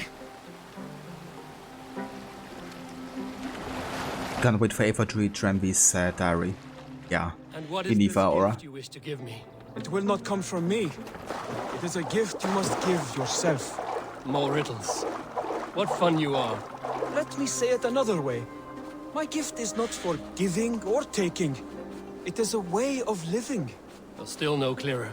It is a thing better demonstrated than described. And I will wait. Forgive my jest. This gift we call a leap of faith. It is one of our Brotherhood's most sacred rites. It is not a tool we use against our enemies, but an act we embrace to strengthen our resolve. Like your meditation, it centers our minds, steadies our hands, and purges fear from our hearts. And more practically, it aids our movements, in flight or in stealth. You call it a leap, and we are climbing a rather steep hill. There it is again. The shadow of a doubt. Nearly there. Our destination is there. I suspect you mean to throw me from this cliff, is that it? Please tell me if I'm near the mark. And spoil the surprise? To perform the leap of faith, you must give yourself over to something greater. The gods? Yourself. Embrace the hope that death will not come before you are prepared to meet it. Believe this, and you will fear nothing. Our deaths are prefigured, weaved into the fabric of the world. To fear this would be a waste of worry and tears. Good. Then your mind is already attuned to my lesson.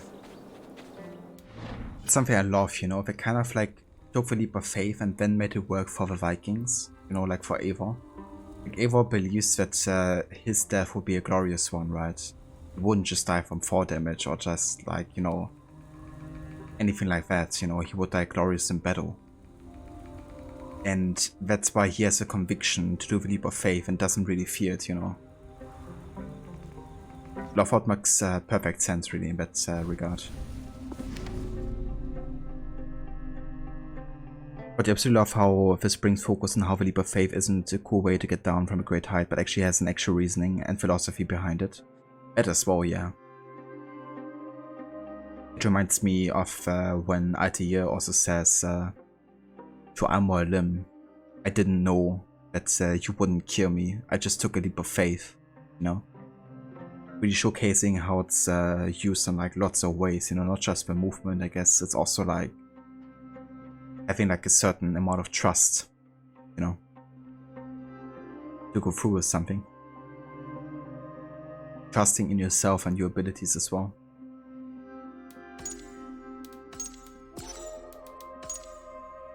The Hidden Ones Burrow. Formed in Egypt in the 1st century BCE, the Hidden Ones rapidly expanded their reach and influence with the growth of the Roman Empire. Wherever they went, they built clandestine burrows from which they could conduct their secret work. The first burrows in Britain appeared a few decades after the Emperor Claudius established a firm foothold on the island. By the time the Romans abandoned Britain in the 5th century CE, there were 6 burrows in England. Today, my hidden burrows in office I share with Bex and our washer and dryer. It works alright, but we may be turning it into a baby room, if all goes well. I love it. So, Sean and Bex are trying to get a baby. Further confirming, you know, that they are together and everything. It really is, Rod. I feel like AC1 deserves so much credit. Not only for creating this series, you know, but also even nowadays I think the writing is like one of the best in the series. At least if you're into this whole like, you know, philosophy talk, I guess. That's definitely one of the deepest and one, at least personally, that makes me think the most, you know.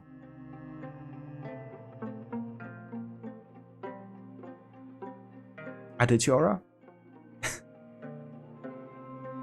That's interesting. I mean, considering that Eivor, you know, can't really do Leap of Faith yet, maybe your suspicions were right there. That's so funny, once the sound bit happens, you know, it's kind of like clear that Basim really cares about Eivor. And about Eivor staying alive. Hidden Ones were an early incarnation of a modern assassin brotherhood, a clandestine group of self-proclaimed freedom fighters who worked to liberate mankind from oppression and cruelty. Formed in Egypt in 47 BCE following the turmoil of a Ptolemaic civil war, the Hidden Ones came together after its founding members Spike and Aya were first-hand witness to the cruelty and capricious abuses of power of the Order of the Ancients. To combat this vast and shadowy network of autocrats and Isu supremacists, the Hidden Ones obscured their identities and worked from the shadows to unmask, undermine, and remove the Order at every turn. With the inception and rapid growth of the Roman Empire under Caesar Augustus, so too did the Hidden Ones' brotherhood expand. By the end of the 1st century CE, the Hidden Ones had established burrows as far west as the British Isles and as far east as modern-day India. With the subsequent collapse of the Roman Empire in the 5th century, the Hidden Ones retreated from some of its outlying territories, eventually establishing its strongest foothold in the kingdoms and caliphates of the eastern Mediterranean. As the Hidden Ones evolved, they adopted a set of 3 tenets to guide them. First, stay your blade from the flesh of an innocent. Second, hide in plain sight. And third, never compromise the brotherhood. Early members of the Hidden Ones also adopted a maxim with nihilistic overtones, quite uncharacteristic for the age in which it was first voiced. Nothing is true, everything is permitted. The meaning of this phrase and its purpose has been a subject of considerable debate even among the Hidden Ones and the Assassins.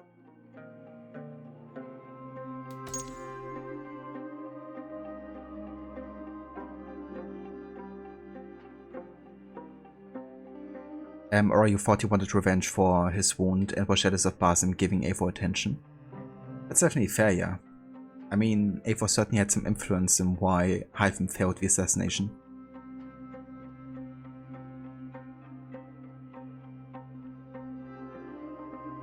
But that's true, it goes beyond just being a cool action parkour game, but it also has a great story and characters. Yeah, and I feel that's really the heart of a game for me. Like the parkour, of course, is what drew a lot of people into it, and it is great. But yeah, the story is really what people stayed for, I guess. Hey there, Ember. Welcome in. You just come and you see the Hidden Ones in Valhalla. Nice. Indeed. Yeah, we just get introduced here to the Hidden Ones Burrow and Leap of Faith ability.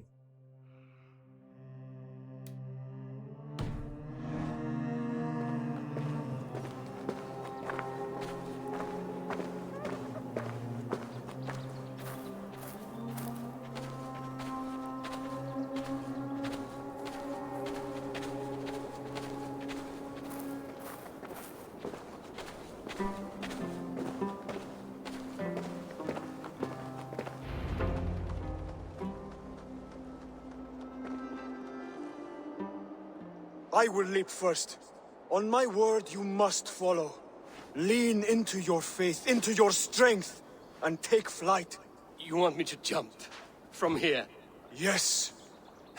I would sooner grow wings and fly away. Thank you for the lesson, but... Wait! And watch! Hytham!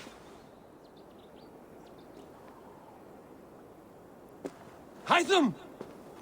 Pig-headed fool! Are you injured? You see? My faith proved stronger than my fear! And that loam cushioned your fall. Eivor! I have not seen this side of you before! Do not feed your fear, conquer it! I've seen my death in a vision. It was not here. Not today.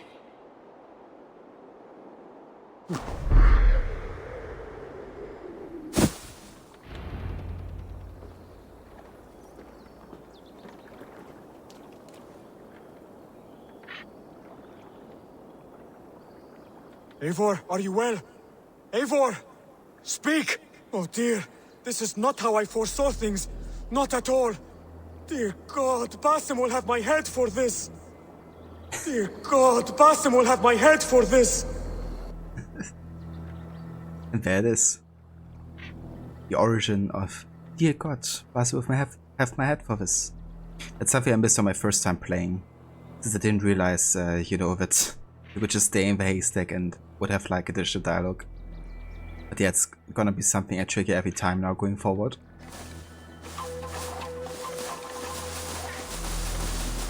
Requiescat in pace.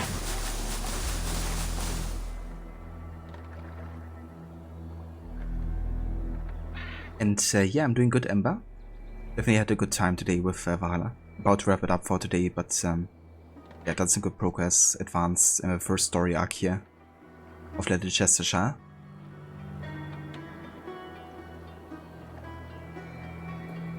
Yeah! A perfect fall! And how did it feel? You spoke true. It was madness and vigor, a purging of fear. A gift I give myself. I see that now. Thank you for showing me the way. Of course. And thank you, Eivor, for hearing me out. You called this leap of faith a sacred rite. Do all Hidden Ones practice this same ritual? As far as I know, it is a rite of initiation that dates back to just before the birth of the Christian Jesus. Are you hoping to initiate me? I might try if I believed you would join. But that is not my purpose in England. Basim and I are hunting larger prey. The Order of Ancients. Yes. You remember the medallion you took from Kjotve's body? That is their symbol. They are a plague, one we hope to purge from this world. Like us, they act in secret. But their aim is to rule the world, not free it from unnatural fetters. The desire to rule is not unique to this order. Sigurd and I want the same. A land to call our own, and the honor that comes with it. Do not compare yourself to such people. The Order has no honor, no principles, no humanity. Yet they sit on a great many of England's thrones. If you seek to pacify England for the safety of your clan... Then it may be in my interest to give you aid. I understand. You desire alliances. We seek to rid England of its deepening rot. Where these hopes meet, our cause does too. You may think this land ruled by harmless jarls and bumbling thanes. Yet look more closely, and you will find a deeper threat. The Order's invisible hand touches all. It shapes everything, instilling its poison into every level of society. From the lowliest fishmonger to the richest merchants, from wealthy thanes to useless kings, the Order has corrupted all. No worries, Aura. Hope you have a great meeting, and I catch you next time. I'm gonna wrap it up here in a bit, so yeah, I catch you tomorrow or something. But have a good one.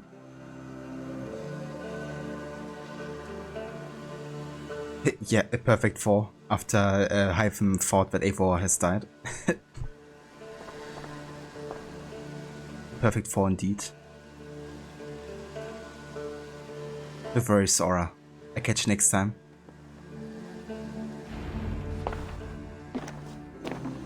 Basim has given me one task here.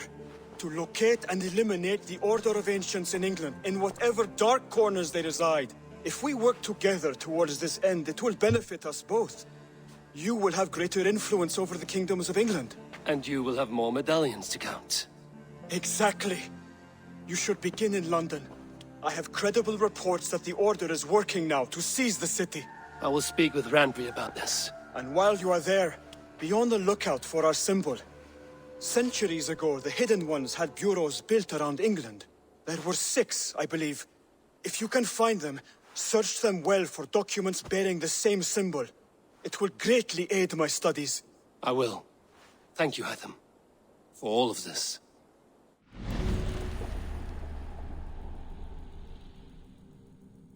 Order of the Ancients is a secret society of pagans that has infiltrated every level of society to spread their dogmatic worldview.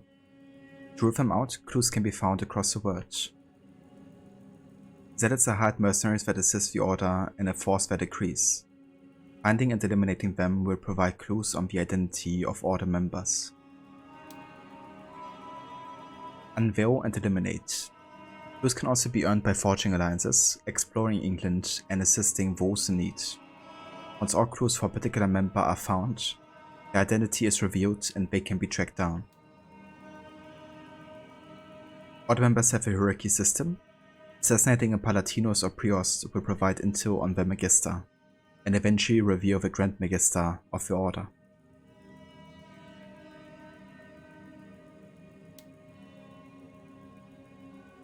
So there we go. We unlock the Order tab here. I'm gonna read up on the Order members next time though.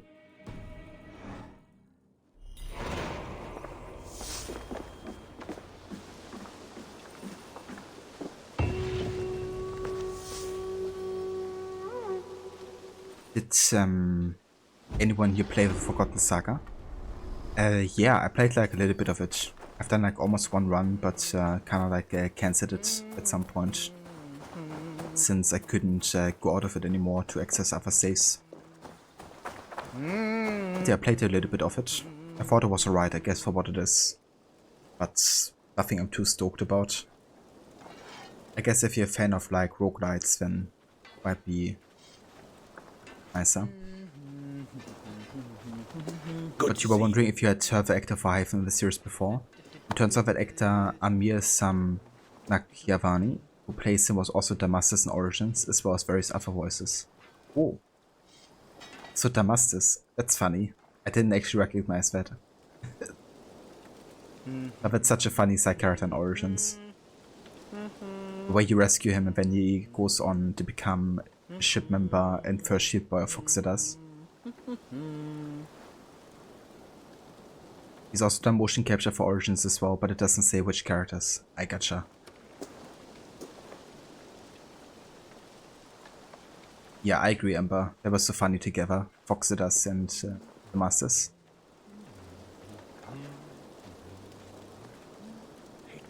But sounds like something that should be forgotten. Yeah, pretty much. Like, nothing too crazy. It doesn't really expand on the lore either, just on the mythological stories, I guess. Ava Brenry, welcome in. Score, how's it going?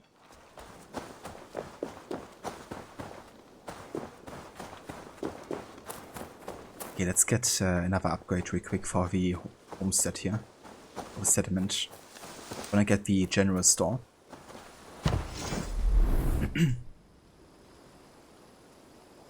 This trading post is where you can purchase resources and unique items.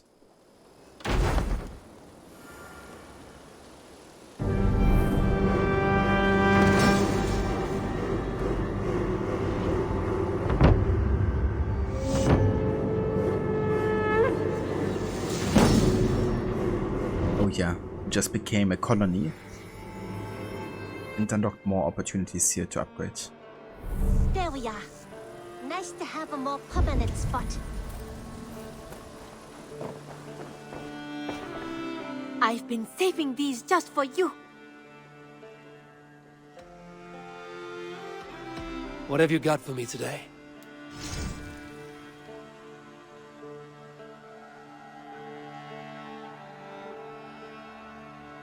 Rod, you think you might know who else he voiced in Origins? The dude in the Targa quest who wants you to rescue his horse.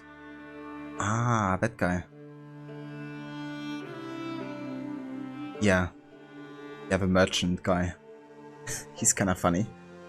I love when you steal the horse back and then Balk is like, you can't steal something already stolen.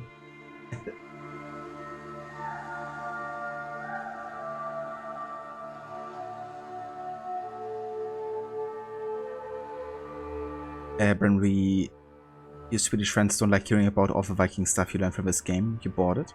Really? Are they too fond of it? Is it because of like historical inaccuracy, or what's their issue with it? Yeah, for sure, Ember. Like, that voice actor has quite a range, you know, because I wouldn't have recognized that at all. Say the least. Eivor, you should definitely get this. But a few options here. Let's get the original hair blonde. This is going to look so good. Let's get all the blonde hairstyles, I guess, that are part of the base game.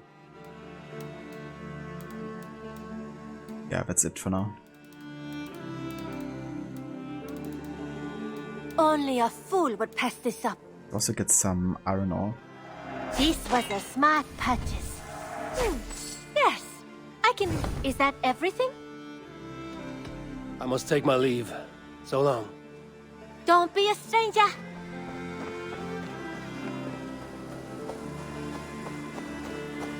Oh yeah.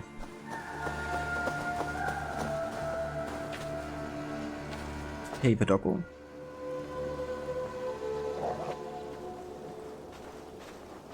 Apparently it's because you're an expert on Vikings now. Now you get to learn from me. Oh, I wouldn't say I'm an expert on Vikings, but I'm definitely quite knowledgeable when it comes to this game, at least. I did completionist 2 times already, so I at least know a bit about the lore and everything. Not too much about Vikings though. But yeah guys, I think this is how we're gonna call it for today though, with Valhalla. Already went a bit longer than I initially planned to. But yeah, let's have a save here. And there we go. 13 hours played.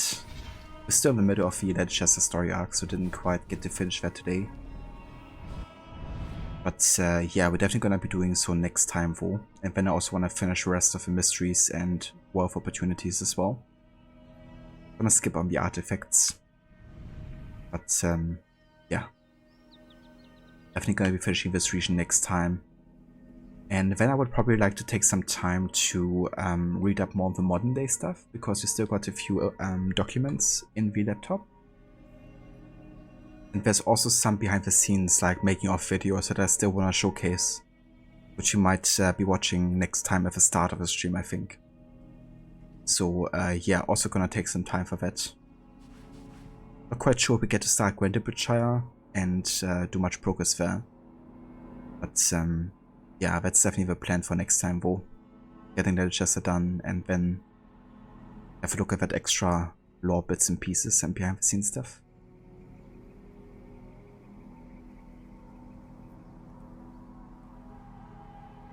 Yeah, Ember Origins was fantastic. I do think, however, that it definitely has a good reputation. Like, whenever I see people, like, even outside of, like, the AC subreddit or, like, AC fan bases talk about Origins, so many people seem to have really enjoyed it. Like, both gameplay-wise, but also story-wise. Obviously, it doesn't appeal to everybody, but I think it's, like, really looked upon as one of the better games in the series. But yeah, maybe doesn't get the reputation as a masterpiece though.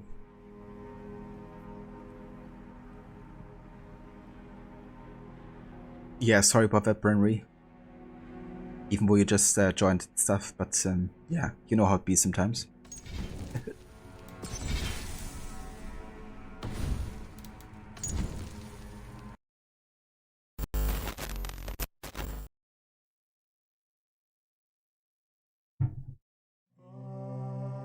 And that's the voice rot. More than happy for the stream. Thank you again also for the raid earlier. Sorry, kind of like for the timing there, that I had to restart my PC while I was going down. It doesn't even appear in my like event list for some reason. But thank you so much, dude. I really appreciate it. Thanks also to the new followers today at Road Dog, Orpha, and German Assassin. Thank you for joining in and for following. Thanks also again, Catch Up, for the 25 months of resubbing too. And Hitpix, thank you also for the raid earlier as well. Assassino! Assassino. When you did enjoy Origins, same with the 200 hours you sunk into Odyssey. Damn, 200 hours? Yeah, that's a lot. Did you do like completionist or something?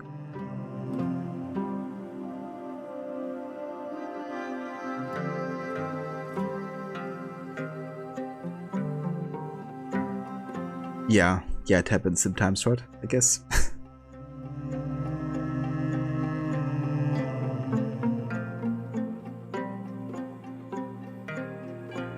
No worries, Mona. Thank you also for being here, and thanks for lurking. I really appreciate it. Also, some of you might be stoked to hear that tomorrow there's actually gonna be a new video released on my main YouTube channel. Over here.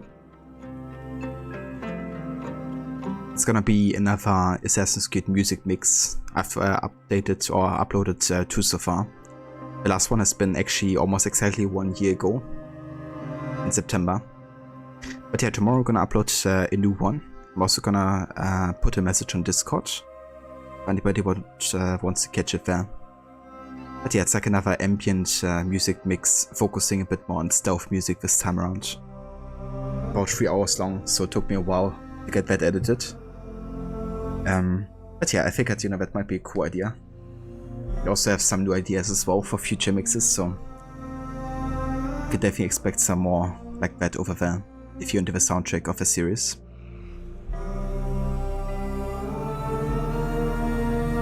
Cheers, Rod. Yeah, I'm definitely stoked to share it because I've been working on it for quite a while. Like, making all the selections, and then the editing process also takes a while with like 3 hours of content.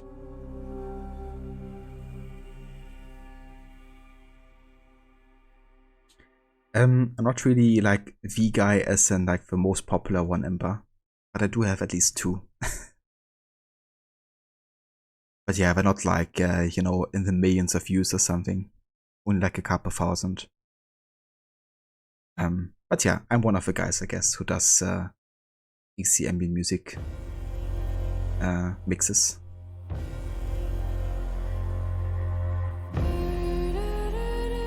But yeah, either way, we're gonna go and raid out for today, of course. And I think we're gonna go and say hi to Lucinda today again. She's currently playing some Fallout 4, doing like a hard difficulty playthrough.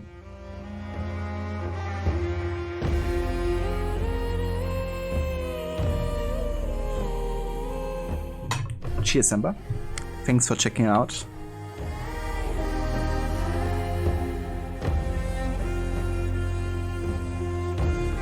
If you guys want to hop along with raid and say hello to Lucinda, there's also some raid emotes you can copy and paste into chat if you like.